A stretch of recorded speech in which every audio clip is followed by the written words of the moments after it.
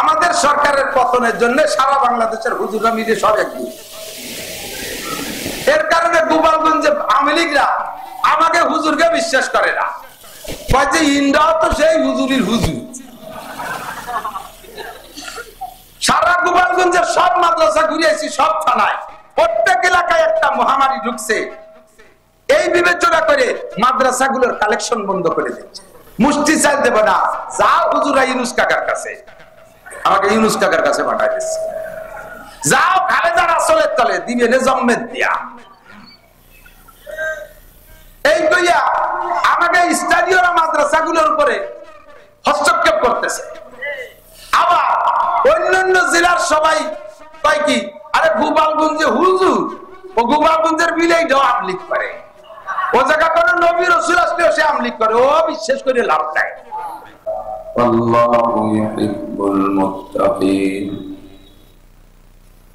সাদাকাল্লাহু মাওলানাল আযীম ওয়া সাদাকা রাসূলুহুন নাবিয়্যুল কারীম। সুবহানাকা লা ইলমা লানা ইল্লা মা 'আল্লামতানা ইন্নাকা আনতাল আলীমুল হাকীম। জাযাল্লাহু আন্না মুহাম্মাদাম মা হুয়া আহলুহু। আল্লাহুম্মা আরিনাল হাক্কা হাক্কান ওয়ারযুকনা ইত্তিবা'আহ ওয়া আরিনাল বাতিলা বাতিলান ওয়ারযুকনা ইজতিনাবাহ। রাব্বি ইশরাহ লি সাদরি ওয়া ইয়াসসির লি আমরি واحلل عقدة من لساني يفقهوا قولي رب زدني علما। সকলে বলি আমিন। একটু দুরূদ শরীফ পড়ে নেই। আল্লাহুম্মা সাল্লি আলা মুহাম্মাদ ওয়া আলা আলি মুহাম্মাদ কামা সাল্লাইতা আলা ইব্রাহিম وعلى آل إبراهيم إنك حميد مجيد. اللهم بارك على محمد وعلى آل محمد كما باركت على إبراهيم وعلى آل إبراهيم إنك حميد مجيد.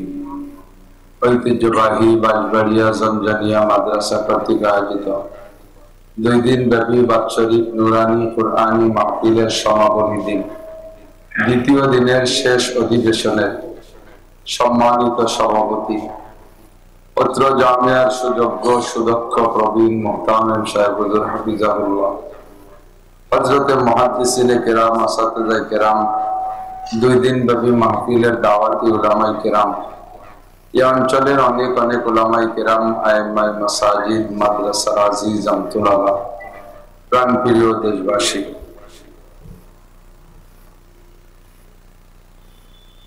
পর্দার আড়ালে দূরে বসে থাকা মা ও বোনেরা, রাত গভীর হয়ে গেছে, গভীর রাত পর্যন্ত আল্লাহ পাক রব্বুল আলামিন আহলে হক হক্কানি উলামায়ে কেরামের জবান থেকে আমাদের অনেক অনেক ভালো কথা শোনার সুযোগ করে দিয়েছেন। এজন্য শুকর আদায় করি আলহামদুলিল্লাহ।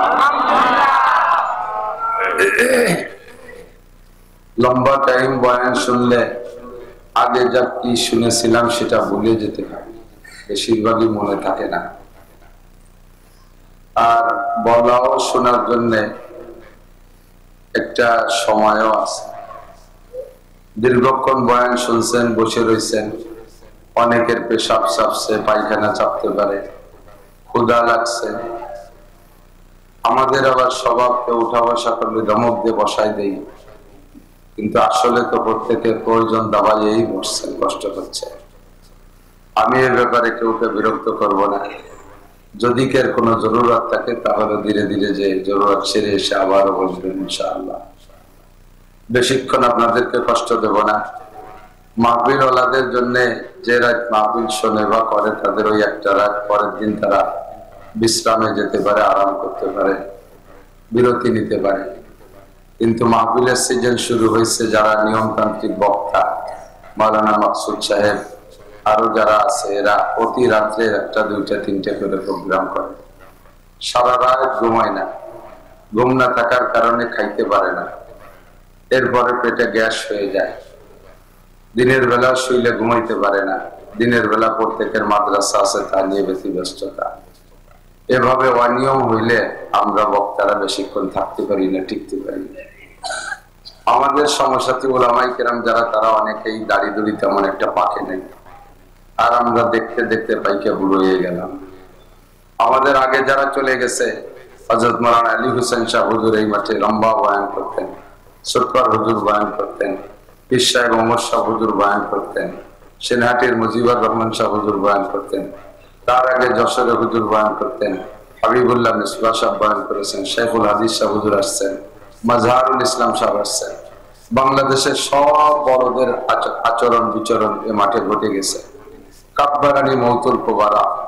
এখন আমরা বড় শাস্তি, বুড়োরা মরি আমাকে বুড়ো বানাইছে, অন্যরা পাইছে চাকরি, সিয়ার চৌধুরীর কথা নিচে একটা ভিডিও ভাবে হতাম না। আল্লাহ পাক রব্বুল আলামিন সেসব মুরব্বীদেরকে নিয়ে গেছেন, আমরা মুরব্বী। হঠাৎ করে শুনবে একদিন আমার মৃত্যু খবর, কেঁদে কেঁদে আসবে সবাই দিতে শুধু খবর।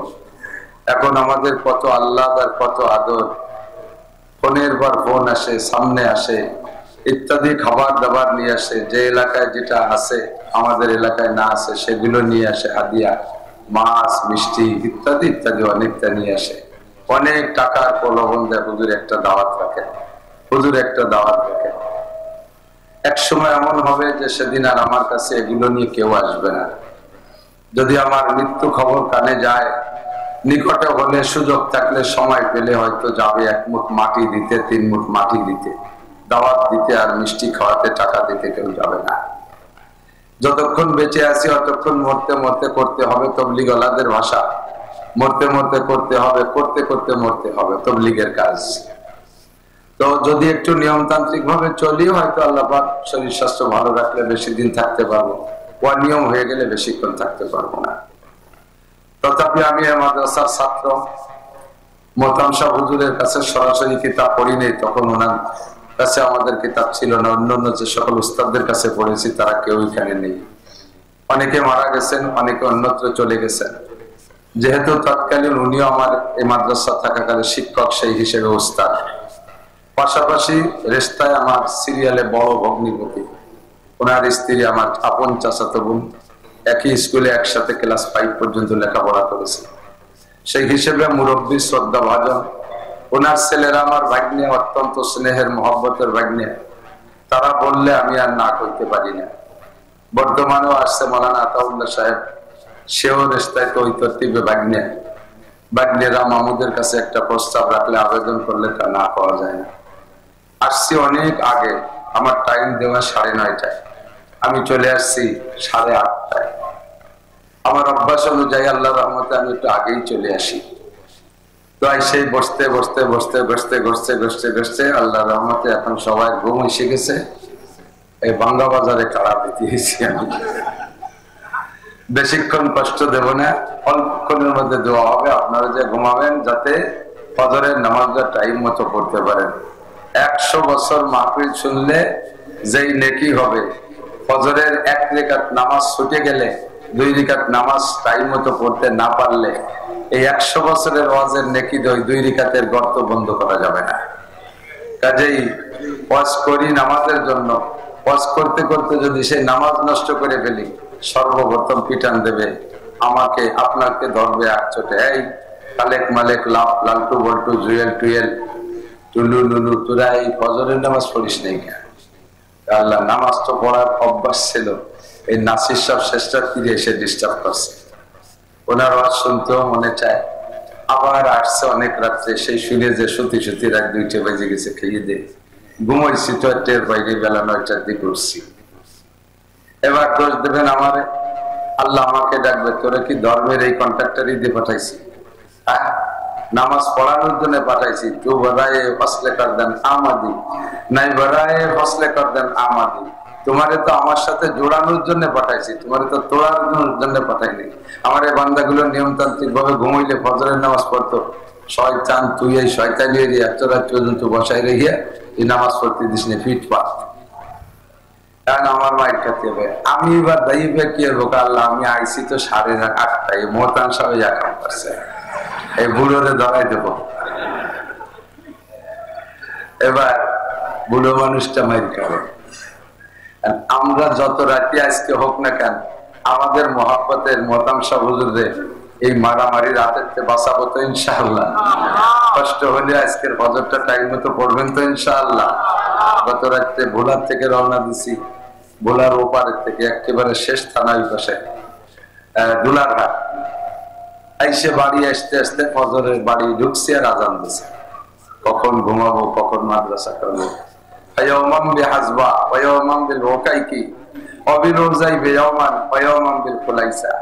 আমাদের দর্শে নিজামিতে একটা কিতাব পড়ায় মুক্তাসারুল মানি, কিতাবটা অনেক কঠিন।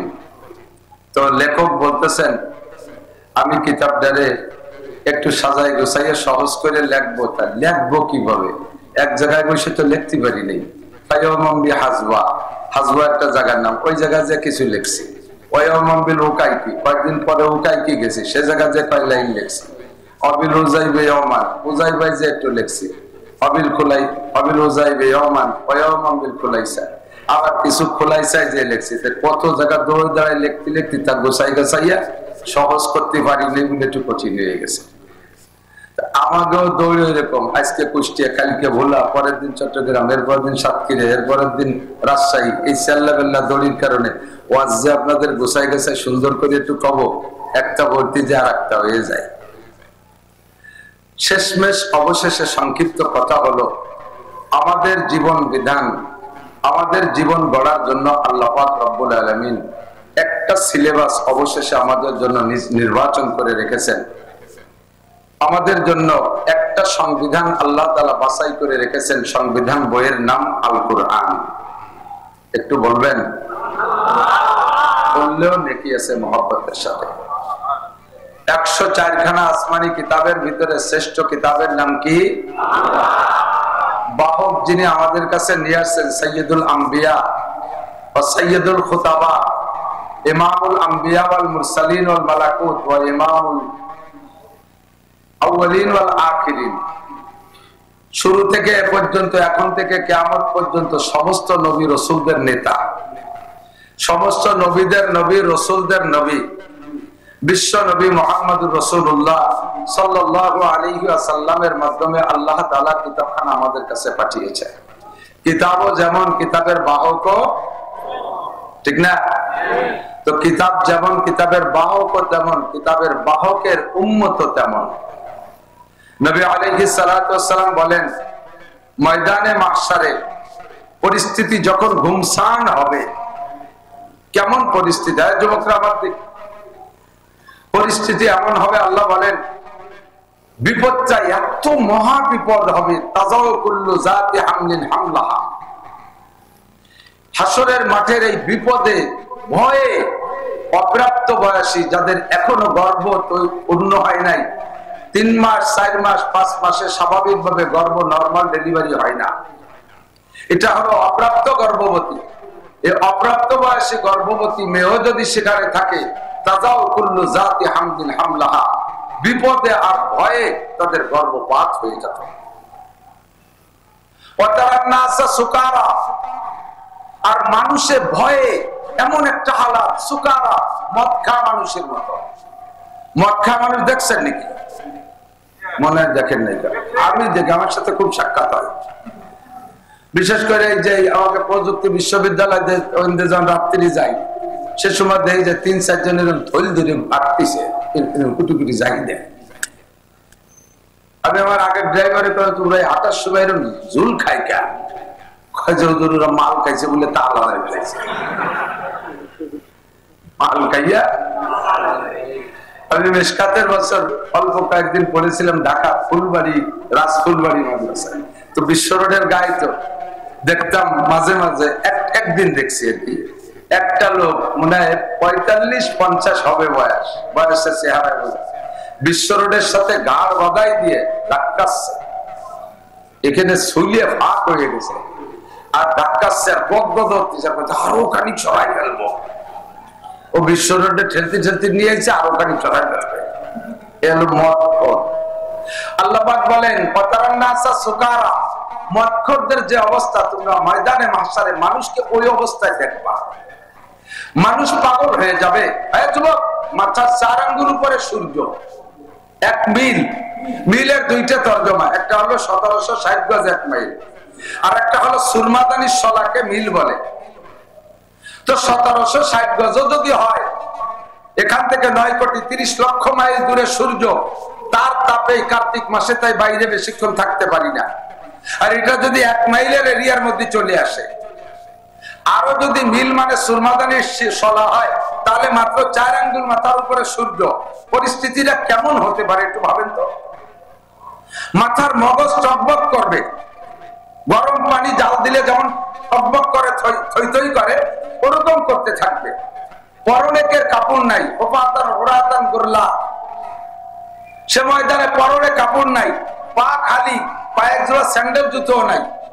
আমি কিছুটা আজ করেছি এবছর রমজানের পরে উমরায় যাইয়া মসজিদে নববীতে জুমার নামাজ পড়তে যাইয়া ভিতরে জায়গা পাইনি। পরে দেখলাম যে বাথরুমের ভিতরে লোক দাঁড়াইছে, চেষ্টা করলাম সে জায়গা যাইয়ে দাঁড়ানো যায়নি। বাথরুমের সিঁড়ি টিড়ি গলি টলির ভিতর দিয়ে গামছা বিছে বিছে দাঁড়াই গেছে। ধাক্কা খাইতে খাইতে বাইরে আসছি, 2 রাকাত নামাজ পড়তে পারে আর মোটে মাটিতে রাখতে পারি না। ওখানে থেকে হাসরের মাঠ কিছুটা অনুভব করছে। এমন পরিস্থিতিতে মানুষ চিল্লাবে আর বলবে রব্বানা আখরিজনা মিনহা ফা ইন শি'তা আদখিলনাল জান্নাতা ওয়া ইন শি'তা আদখিলনান নার। রব্বুল আলামিন, তোমার মনে চাইলে বেহেশতে দাও, তোমার মনে চাইলে দোজখে দাও। এই ময়দান থেকে বের করো, টিকতে পারতেছি না, থাকতে পারছি না। বিচার মতো দাবাইতে থাকবে আর চিল্লাইতে থাকবে, কাঁদতে থাকবে, রব্বুল আলামিন তাড়াতাড়ি ফয়সালা করো। এমন জায়গায় থাকতে পারছি না, জান্নাতের বিবরণ যা শুনেছি সেখানে গেলি তো শান্তির শেষ নাই, জাহান্নাম শুনেছি তবে চোখে দেখি নাই। আমাদের বিশ্বাস এই মাহশারটা যেমন বিপজ্জনক, মনে হয় জাহান্নাম এত কঠিন হবে না। আখরিজনা মিনহা, বের করে দাও এখান থেকে। রব্বুল আলামিন তো তার নির্দিষ্ট সময়ের অপেক্ষা করতেছেন। কোন ব্যবস্থা যখন না পাইবে, মানুষ দৌড়াইয়া সকলে কয়েকজন কয়েকজন করে পরামর্শ করবে, আরে ভাই কি করা যায়? আমাদের চিল্লা পাল্লা তো আল্লাহ পাক শুনতেছে না, কোথায় যাব? সকলে মিলে সংগঠন কইরা ঐক্যবদ্ধ পরামর্শ করে বলবে চলো যাই আমাদের আদম, আমাদের আবুনা, আমাদের প্রথম আব্বাজি আদম আলাইহিস সালামের কাছে যাই। আব্বাজিকে দিয়ে আল্লাহ পাককে সুপারিশ করি, কোন লাইনে হয় নাকি? সবাই যাবে আদম আলাইহিস সালামের কাছে, যে বলবে ইসফালানা ইলা রাব্বিনা, আল্লাহর কাছে আমাদের সম্পর্কে একটু বলেন, কোন একটা ব্যবস্থা আল্লাহ করুক। আদম আলাইহিস সালাম বলবে বাবা আমি এ ব্যাপারে ক্ষমা প্রার্থী, আমি আল্লাহর কাছে যাওয়ার মুখ নাই। কেন? আল্লাহ পাক আমাকে নিষেধ করেছিলেন লা তাকরাবা হাযিহিস শাজারাতা ফাতাকুনা মিনাল যালিমিন। জান্নাতের ভিতরে আমার অবস্থান ছিল, আমাকে নিষেধ করেছিলেন এই গন্ধম গাছের কাছে যাইতে। আমি সে কথাটা ভুলে গিয়েছিলাম, শয়তানের ধোঁকায় পড়ে সে গাছের কাছে গিয়ে গন্ধম খেয়ে ফেলেছি। তাই তো আমি দুনিয়ায় চলে গেলাম, জান্নাত থেকে বের হলাম, আমার কারণে তোমরা বের হয়েছো। আমি যদি তোমাদের সুপারিশে যাই, আল্লাহ পাক আমাকে যদি সেই মামলায় অ্যারেস্ট করে ফেলে, কি করব? তো যাবো কোন জায়গা? একটু পথ দেখা দেন, আপনি পারবেন না, যাবো কোন জায়গা? আদম আলাইহিস সালাম বলেন ইযহাবু ইলা নূহ আলাইহিস সালাম, তোমরা নূহ আলাইহিস সালামের কাছে যাইতে পারো। তার একটা পার্সোনালিটি আছে, সারা দুনিয়ার সব মানুষকে ধ্বংস কইরা দিয়া আল্লাহ পাক নূহ নবীকে নৌকায় করে বাঁচাই দিয়েছিলেন। তুমি তার কাছে তোমরা যাইতে পারো। সবাই মিলে নূহ নবীর কাছে গিয়ে বলবে আপনি আদমের সানি দ্বিতীয় আদম, আমাদের জন্য আল্লাহর কাছে একটু বলেন। নূহ আলাইহিস সালাম বললেন বাবা আমি এ ব্যাপারে ক্ষমা চাই। আমি একটা অন্যায় করে বসে আছি। আমি যখন নৌকায় উঠি, আল্লাহ আমাকে আমার পরিজনকে নৌকায় উঠানোর অর্ডার দিয়েছিলেন। আমার ছেলে কেনানকে আমার পরিবার ভুক্ত মনে করে আমি নিজের সন্তান, অবশ্যই সে আমার পরিবারের সদস্য, তাকে নৌকায় ওঠানোর জন্য আমি বলেছিলাম। এইটা আমার অপরাধ হয়ে গিয়েছিল। আল্লাহ যদি সেই কথা এখন উচ্চারণ করে, তুমি নবী নূহ হইয়া তুমি কেন তোমার ছেলের নৌকায় উঠতে বললে, সে তো কাফের। এই মামলায় যদি আমারে ধরে, আমার জবাব দেওয়ার থাকবে না, আমার দ্বারা সম্ভব না। তা যাবো কোন জায়গা? যাবো ইলা ইব্রাহিম ওয়া মিল্লাতু আবিকুম ইব্রাহিম, তোমরা যাও তোমাদের জাতির পিতা ইব্রাহিম খলিলুল্লাহ আলাইহিস সালাম। ও মুসলমান, আমার বাংলাদেশের মুসলমান, আমাদের মুসলিম জাতির পিতার নাম কি? আরো জোরে, ভয় করে, জোর হলো না? ইব্রাহিম খলিলুল্লাহ। আঞ্চলিক জাতির পিতা বেশ কম থাকতে পারে, কিন্তু আন্তর্জাতিক জাতির পিতা কে? ইব্রাহিম আলাইহিস সালাম, ঠিক কিনা? ইব্রাহিম আলাইহিস সালামের কাছে সবাই যাবে, আল্লাহর কাছে সুপারিশ করেন, একটা ব্যবস্থা করুন। ইব্রাহিম আলাইহিস সালাম বলবেন, আমার দ্বারা সম্ভব না, আমি 3টা মিথ্যে কথা কইছি। 3 মিথ্যে কথায় যদি আল্লাহ তাআলা আমারে অ্যারেস্ট করে, তাহলে আমি তো ওই সালাতে তোমাকে 500 বছর চলে যাবে, আমি পারবো না। ইযহাবু ইলা মুসা আলাইহিস সালাম, মুসা নবীর কাছে যাও। সবাই দৌড়ে আসবে মুসা নবীর কাছে। মুসা আলাইহিস সালাম বলবে, বাবা আমি পারবো না, আমি ফিরাউনের বাবার ছিঁড়ে 1 শটে মেরে ফেলাইছিলাম, সেই মার্ডার কেসে রয়ে গেছি আমি আজও। যদি আল্লাহ সেই কেসে আমারে অ্যারেস্ট করে, আমার বলার কিছু থাকবে না। কইতে যাবো কোন জায়গা? যে ডাল ধরি সেইখান ভেঙ্গে যায়, যাবো কোন জায়গা? যাবো ইলা ঈসা রূহুল্লাহ, ঈসা আলাইহিস সালামের কাছে। কিসসা শুনছেন সবাই? ঈসা আলাইহিস সালামের কাছে সবাই যে বলবে, আপনি আমাদের জন্য একটা ব্যবস্থা করেন। সবাই ঠেলে ঠেলে আপনার কাছে পাঠাইছে। ঈসা আলাইহিস সালাম বলবে, বাবা আল্লাহর রাস্তায় মাফ চাই, আমার ওই জাতীয় কোনো সমস্যা নাই, কিন্তু আমার উম্মত আমারে দালালি শেষ করছে। আমার উম্মত আমারে আল্লাহর ছেলে কয়। ঈসা আলাইহিস সালাম কি আল্লাহর ছেলে? কথা বলেন। খ্রিস্টানরা, ইহুদিরা, এই খ্রিস্টানরা, নাসারারা, এই নাসারা মানে খ্রিস্টান, আর ইহুদি হলো মুসা আলাইহিস সালামের উম্মত। এই ইসরায়েলি বেনিয়ামিন নেতানিয়াহুর গোষ্ঠী, এরা হলো ইহুদি, এরা মুসা আলাইহিস সালামের অনুসরণকারী। আর আমেরিকানরা, পশ্চিমেরা, ইউরোপিয়ানরা, ওরা হলো নাসারা, খ্রিস্টান বেশি। এখনো ওরা ঈসা আলাইহিস সালামের ধর্ম নিয়ে পড়ে থাকে, এই তাদের আকীদা। তো ওরা কয় ঈসা আলাইহিস সালাম, ওয়াকালাতিন নাসারা মাসীহ ইবনুল্লাহ, ঈসা আলাইহিস সালামকে আল্লাহর ছেলে বলে। কয় আমার নামে এই অভিযোগ, এই দোষ দিয়ে বসে রয়েছে, আমি আল্লাহর কাছে গেলে আমি লজ্জা পাই, কাজে এ আমার দ্বারা সম্ভব না। হয়তো মর মনে কি যাব, মরাও তো জায়গা নেই, এখন যাবো কোন জায়গা? ইযহাবু ইলা মুহাম্মাদিন সাল্লাল্লাহু আলাইহি ওয়াসাল্লাম, সবাই মিলে মুহাম্মদ সাল্লাল্লাহু আলাইহি ওয়াসাল্লামের কাছে যাও। উনি যা কবে তাই শুনবে। উনার একটা আল্লাহ আছে, আলাদা, উনার একটা বেটু বাবার আছে, উনি যা বলবে আল্লাহ তাই শুনবে। সবাই চলে আসবে আমাদের নবীর কাছে, বললেন না সুবহানাল্লাহ। এবার নবী আলাইহিস সালাতু ওয়াসসালামের কাছে আসলে হুজুর আলাইহিস সালাম আল্লাহ পাকের কাছে সিজদায় পড়ে যাবে, রব্বি হাবলি উম্মতি, রব্বি হাবলি উম্মতি, রব্বি হাবলি উম্মতি। রব্বুল আলামিন, তুমি আমার উম্মতকে ক্ষমা করো, আমার উম্মতকে বাঁচাও। আগে নিজের উম্মতের কথা বলবে, আগে নিজের উম্মতের কথা বলবে। আপনাদের সে মাঠে এমন একটা মর্যাদা হবে, কোন নবী রাসূলের সাথে আল্লাহ পাক কতক্ষণ কথা বলবেন না। হুজুরে পাক সাল্লাল্লাহু আলাইহি ওয়াসাল্লাম নিজেই বলেছেন, যতক্ষণ পর্যন্ত আমার একটা উম্মতের ফয়সালা বাকি থাকবে, ততক্ষণ পর্যন্ত আল্লাহ আদম, ঈসা, ইব্রাহিম, মুসা কোন নবীর সাথে কথা বলবেন না। আপনাদের একটা ফয়সালা হয়ে যাওয়ার পরে অন্যান্য নবীদের সাথে কথা বলবে। একটু বলেন না সুবহানাল্লাহ। আমাদের নবীও যেমন, নবীর উম্মত ওইরকম দামি, তাদের জন্য আল্লাহ পাক সংবিধান বই দিয়েছে সেরকম দামি শ্রেষ্ঠ কিতাব কুরআন। এই কুরআন শরীফকে 30টা পাড়ায় বিভক্ত করা হয়েছে। সূরার সংখ্যা 114টা, আয়াতের সংখ্যা 2 রকম গণনা। আয়েশা রাদিয়াল্লাহু তাআলা আনহার গণনা মতে 6236, হযরত আলী রাদিয়াল্লাহু তাআলা আনহুর গণনা মতে 6666। আয়াতগুলো যারা পড়েছে হাফেজদের কাছে শুনবেন, আমি হাফেজ না, জায়গায় জায়গায় বলতে গেলে আবার আয়াতের মধ্যে ত্রুটিও হয়ে যায় কখনো কখনো হাফেজ না হওয়ার কারণে। আমি খুঁটে বেছে যা পেয়েছি আমার অভিজ্ঞতার আলোকে আমি দেখেছি যে এই বিষয়গুলো আল্লাহ পাক ইম্পর্টেন্ট মনে করেছেন, জরুরি মনে করেছেন। কোরআন শরীফের ভিতরে দেখবেন ওই বিষয়গুলো আলোচনা বেশি আসছে। নমরুদের আলোচনা, ফিরাউনের আলোচনা, কারুনের আলোচনা, সাদ্দাদের আলোচনা, বড় বড় কাফেরদের মধ্যে ফিরাউনের আলোচনা সবচেয়ে বেশি আসছে, তারপরে আসছে নমরুদের আলোচনা। বেশি কেন আনছেন?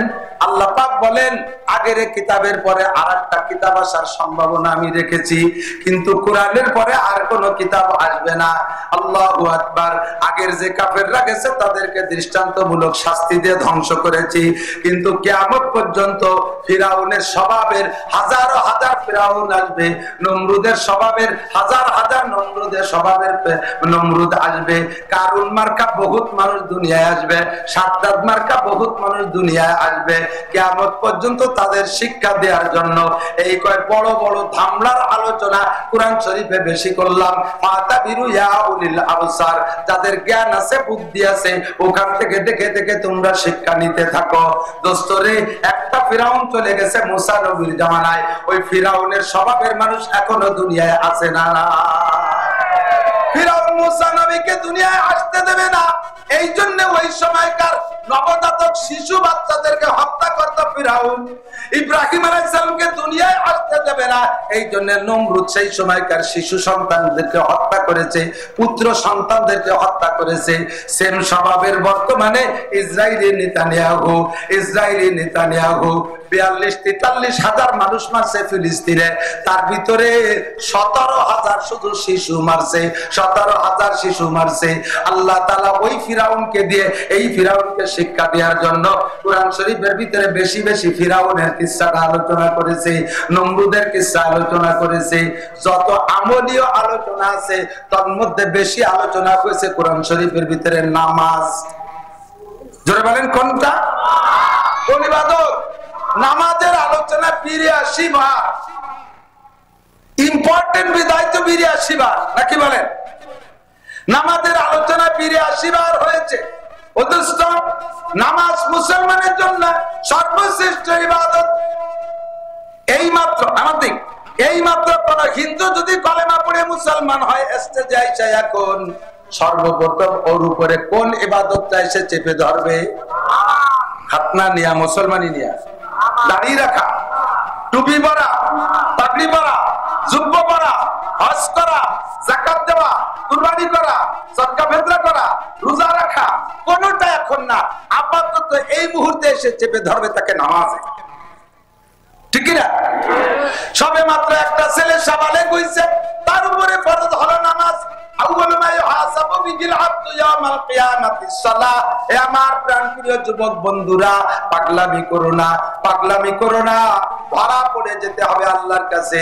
ওই ময়দানে মাহশারে আল্লাহ পাক এবার বাছাই করবেন, অন্তাজুল ইয়াউমা আইয়ুহাল মুজরিমুন বইলা কাফেরদেরকে বের করে দিবে, থাকবে শুধু কলেমা পড়া মুসলমান।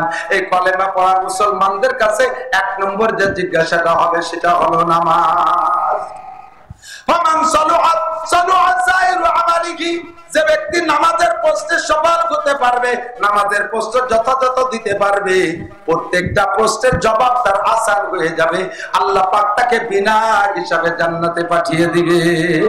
বক্তাদের কাছ থেকে শুনেছেন, তবলিগওয়ালাদের কাছ থেকে শুনেছেন, আল্লাহ পাকের স্বভাব হলো প্রত্যেকটা ইবাদতের প্রতিদান, মূল প্রতিদান রেখেছেন আখিরাতের জন্য, আর প্রত্যেকটা ইবাদতের আবার কিছু প্রতিদান দুনিয়ায় রাখছে। আমার দিক দেখা মাদ্রাসার মাহফিলে তো খাইতে দেয় না, ছোট ছোট মাহফিলে আমরা করি, তো ছোট মাহফিলের শেষ পর্যন্ত দুই এক জায়গা দেখি লোক বসে থাকে, ওঠে না, অথচ বক্তা যা বয়ান করতেছে তাতে আমার তৃপ্তি হচ্ছে না। এমনি বসে রয়েছে, লোক ওঠে না কেন? বসে রয়েছে অন্য কারণ আছে, শেষে খাবার আছে, শেষে তবারক আছে। তো ইবাদতের শেষে মাহফিলের শেষে যদি তবারক থাকে তো বক্তা আলোচনা যাই করুক ভালো মন্দ যা করুক শেষ পর্যন্ত বসে থাকে, আর শেষে যদি খাবার না থাকে তাহলে আলোচনা ভালো না হলে আস্তে আস্তে দুই একজন পেশাবের নাম কইয়ে, পায়খানার নাম কইয়ে, একটু বিড়ি খাওয়ার নাম কইয়ে, একটু পান খাওয়ার নাম কইয়ে, এটা ওটা কইয়ে উঠে চলে যেতে থাকে, আস্তে আস্তে মাথা নিয়ে যায়। যদি শেষে খাবার থাকে আমি এখন ভালো মন্দ যাই কই অবশ্যই একজন উঠতো না, একজন উঠবে না। তো আল্লাহ কয় প্রত্যেকটা ইবাদতের সাথে যদি দুনিয়ার কিছু ইন্টারেস্ট থাকে তাহলে সেই ইবাদতটা করে খুব আগ্রহের সাথে। আজকে রাত 1টা পর্যন্ত ওয়াজ করে ছেড়ে দেবো, আপনারা যাইয়ে ঘুমাইতে ঘুমাইতে 2টে, 2:30, 3টে বেজে যাবে। যারা এই টাইমে ঘুমাবেন তারা 4টে, 4:30, 5টায় ফজরের আজান দিলি উঠতে খুব কমই পারবেন। আবার রমজান মাসে তারাবির নামাজ পড়িয়ে যাইতে যাইতে 10টা, 10:30 বেজে যায়, যাইয়েই কেউ শুয়ে পড়ে না, এটা ওটা খাইয়ে দাইয়ে তারপরে গল্প সল্প করতে করতে 12টা, 1টা বাজায়, এরপরে বিছানায় শোয়। আবার দেখা যায় যে রাত 3টের সময় উঠে গেছে। ঘটনা কি? এ সময় 1টায় উঠলে 3টায় শুইলে 1টায় শুইলে 3টায় উঠা যায় না। রমজান মাসে 1টায় শুইলে 3টায় উঠা যায়। কারণ কি? ভাই এখন শেষ রাত্রি উঠলি তো 1 গ্লাস পানিও কেউ খাতে যায় না। সে সময় তো শেষ রাত্রি উঠলে তো পেট বেরি গলা তোমার খাওয়া যায়। ইবাদতের পরে যদি কিছু থাকে হাতিয়া তাহলে ওই ইবাদতে ইন্টারেস্ট বেশি থাকে। কাজেই 5 ওয়াক্ত নামাজের সব পুরস্কার যদি আল্লাহ আখিরাতে রেখে দেয়, যে সব পুরস্কার আখিরাতে পাবা, এমনি মানুষ নামাজ পড়তে চায় না, তাহলে কেউ পড়বে না। নবী পাক বলেন, আরে এ ভয় নাই যুবক, আমার দিক টাকা 5 ওয়াক্ত নামাজ পড়বি, 5টা পুরস্কার আছে, 4টে পুরস্কার আখিরাতের জন্য আর 1টা পুরস্কার দুনিয়ায়।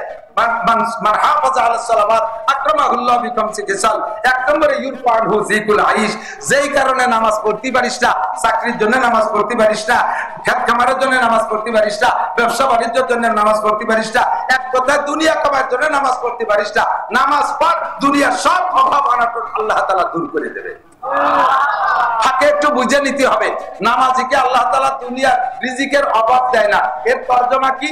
রিজিকের অভাব দেয় না মানে ভ্যান চালালে আল্লাহ তাআলা বিমানের পাইলট বানাবে তা না। সাধারণ কৃষক মূর্খরে ধরে আল্লাহ তাআলা প্রাইম মিনিস্টার বানাবে তা না। ভিক্ষুকে ধরে আল্লাহ তাআলা শিল্পপতি কোটিপতি বানায় দেবে তা না।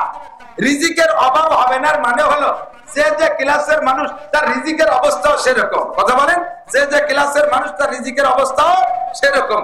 একজন মানুষ এই বাংলাদেশে 300 টাকা দামের চাউল আছে না নাই? আছে। সেই চাউল কিনে খাওয়ার, রেগুলার কিনে খাওয়ার মানুষও আছে না নাই? আবার 40 টাকা দামের চাউল আছে না নাই? তা কিনে খাওয়ার মানুষ আছে না নাই? 40 টাকা দামের যারা চাউল খায় এরা যদি নামাজ পড়ে তাহলে জীবনেও তাতে 40 টাকা দামের চাউলের অভাব হবে না। তবে ওই লোকটারে 300 টাকা দামের চাউল আল্লাহ দেবে না। কারণ যে লোক 40 টাকা দামের চাউল খায় মোটা মোটা গাবের আঠির মতো, এ ভাত গলা সমান খাইয়ে দুপুর পর্যন্ত কোদাল কুবাতে পারে, ভাত ফুরোয় না। ওরা যদি সকালবেলা 300 টাকা দামের চাইতে প্লাস্টিকের ভাত খায় দেয়, ও তো কোদালে 2 কোপ দিয়ে একবার পেশাব করলে সে কাজ করতে পারবে না। ঠিক না? বড় 2 কেজি ওজনের সলিড দাম 4000 টাকা। এ বাজারে মাঝে মাঝে পাওয়া যায় কিনা? কিনে খাওয়ার লোক আছে না নাই? আছে না? আল্লাহ তো যেই লোকটা 2000 টাকা 4000 টাকা দামের শৈল কিনে খাইতে পারে, এই লোকটা যদি নামাজি হয় আল্লাহ তাআলা তার সেই রকম শরীর অভাব রাখবে না কোনোদিন।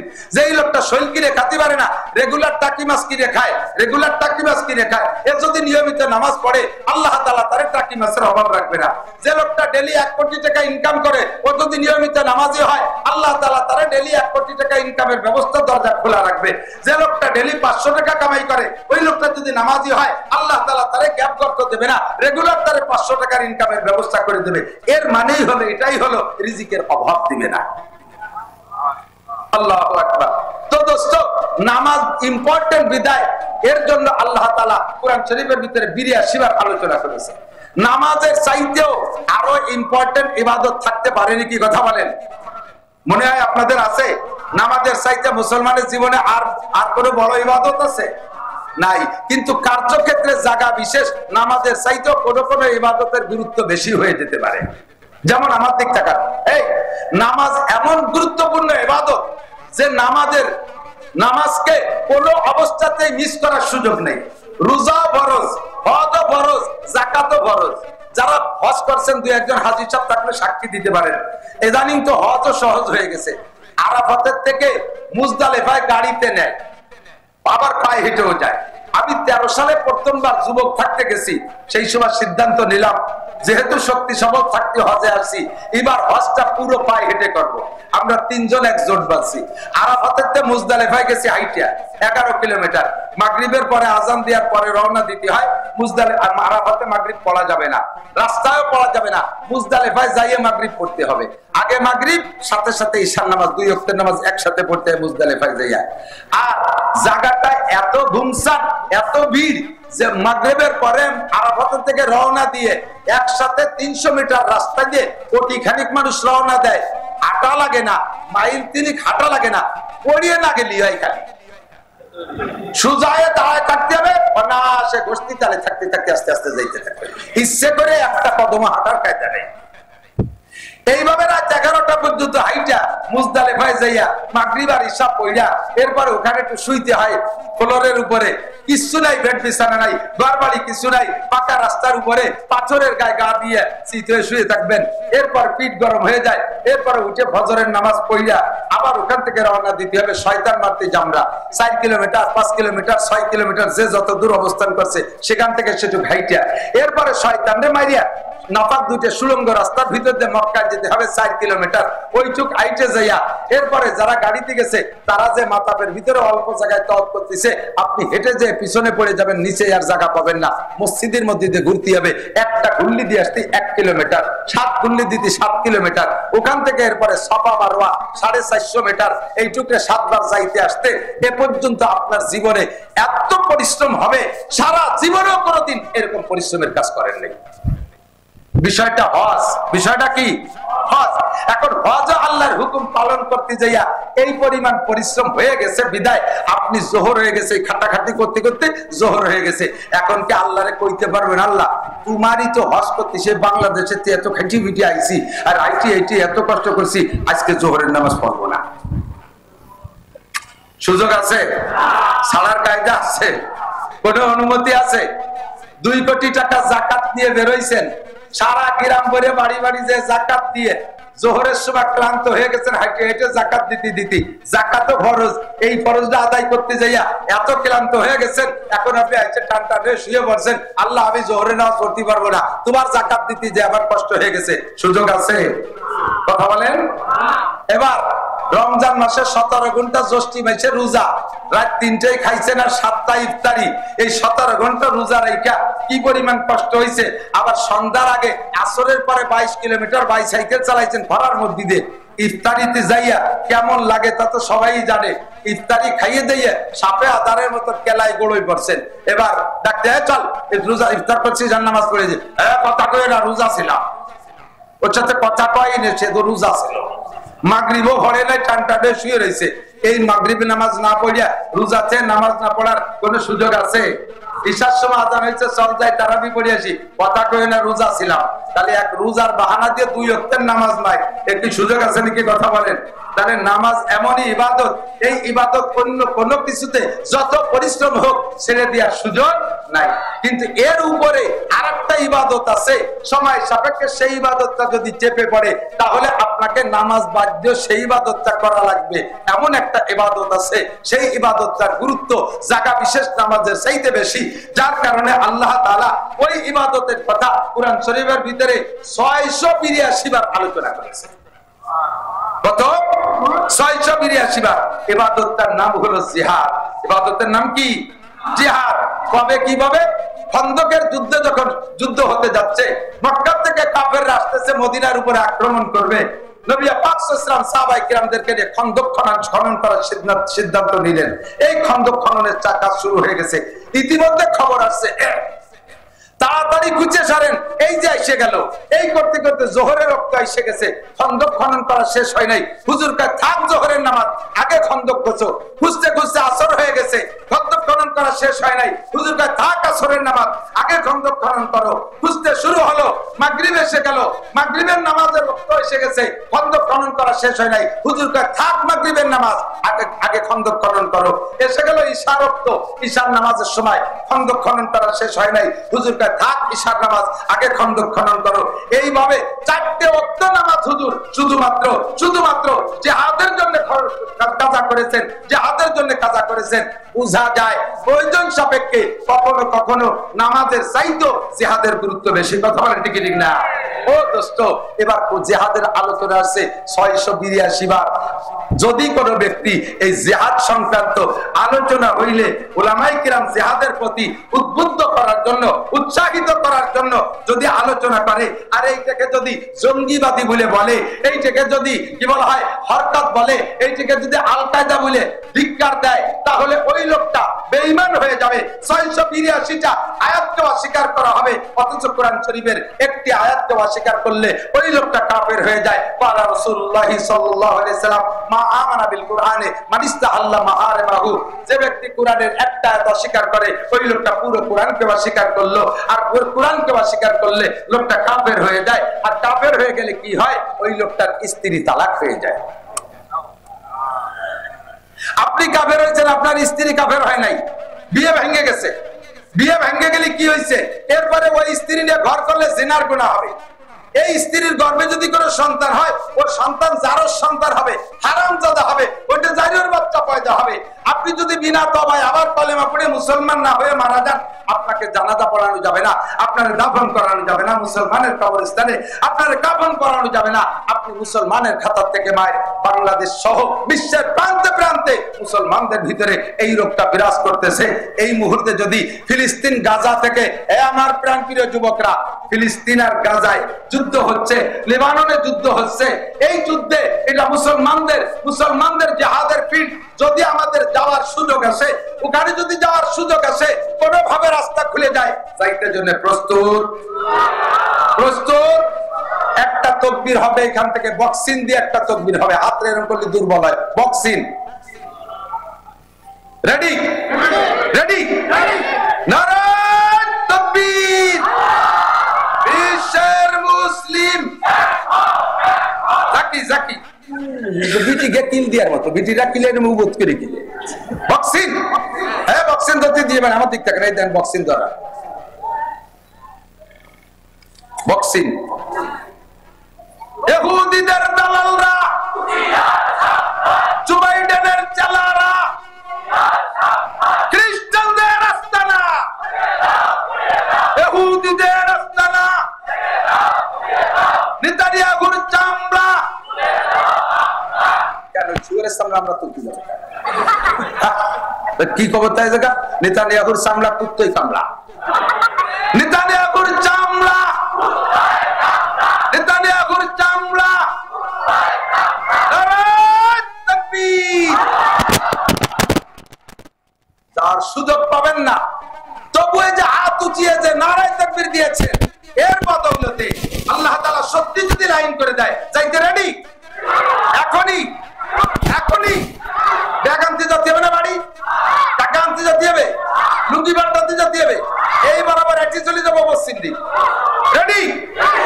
এই দরদের কারণে কিয়ামতের ময়দানে বদরি সৈনিকদের সাথে জান্নাতে যাবে। বড় বিপদের মুহূর্তে আছি আমরা, ওয়াজ কি করবো খুঁজে পাই না, টের পাই না। মহা সংকটে, বিশেষ করে আমরা গোপালগঞ্জে হুজুররা বড় বিপদে, জানেন না। একদিকে আমরা সারা বাংলাদেশের হুজুর, আমাদের সারা বাংলাদেশের হুজুরা একদিক, আমাদের সরকারের পতনের জন্য সারা বাংলাদেশের হুজুররা মিলে সব একদিক। এর কারণে গোপালগঞ্জে আওয়ামী লীগরা আমাকে হুজুরকে বিশ্বাস করে না, কয় যে ইন্ডিয়াও তো সেই হুজুরির হুজুর। সারা গোপালগঞ্জের সব মাদ্রাসা ঘুরিয়েছি, সব থানায়, প্রত্যেক এলাকায় একটা মহামারী ঢুকছে। এই বিবেচনা করে মাদ্রাসাগুলোর কালেকশন বন্ধ করে দিচ্ছে। মুষ্টি চাল দেব না, যা হুজুরা ইউনুস কাকার কাছে, আমাকে ইউনুস কাকার কাছে পাঠাই দিচ্ছে। যাও খালেদার আসলের তলে দিবে জম্মেদ দিয়া। এই কইয়া আমাকে স্টাডীয় মাদ্রাসাগুলোর উপরে হস্তক্ষেপ করতেছে। আবার অন্যান্য জেলার সবাই কয় কি, আরে গোপালগঞ্জে হুজুর, ও গোপালগঞ্জের বিলেই আমলিক করে, ও জায়গা কোন নবী রাসূল আসলেও সে আমলিক করে, ও বিশ্বাস করে লাভ নাই। একদিকে বাড়ির ঘরে মানুষ বিশ্বাস করে না, আর একদিকে বাইরের মানুষ বিশ্বাস করে না, তো মর্ম কি খাইয়ে? বেশি কিছু বলতে চাই না, বললে এই যে দাঁড়ায় রয়েছে, টাওয়ার দাঁড়ায় রয়েছে, ওরা তো দুনিয়া করে সবাই দিবে রে, আবার তোমার কাজ যাতে কুষ্টিয়ে।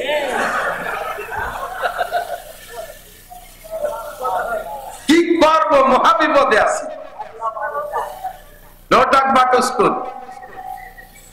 নবী আলাইহিস সালাম মক্কায় ছেড়ে মদিনায় গেছে, মক্কার মাটির টান জীবন ভরে হুজুরের বুকের মধ্যে ছিল। কথা ঠিক না? মদিনায় যায় আল্লাহর হুকুমে, ফিরে ফিরে মক্কার দিক তাকায়।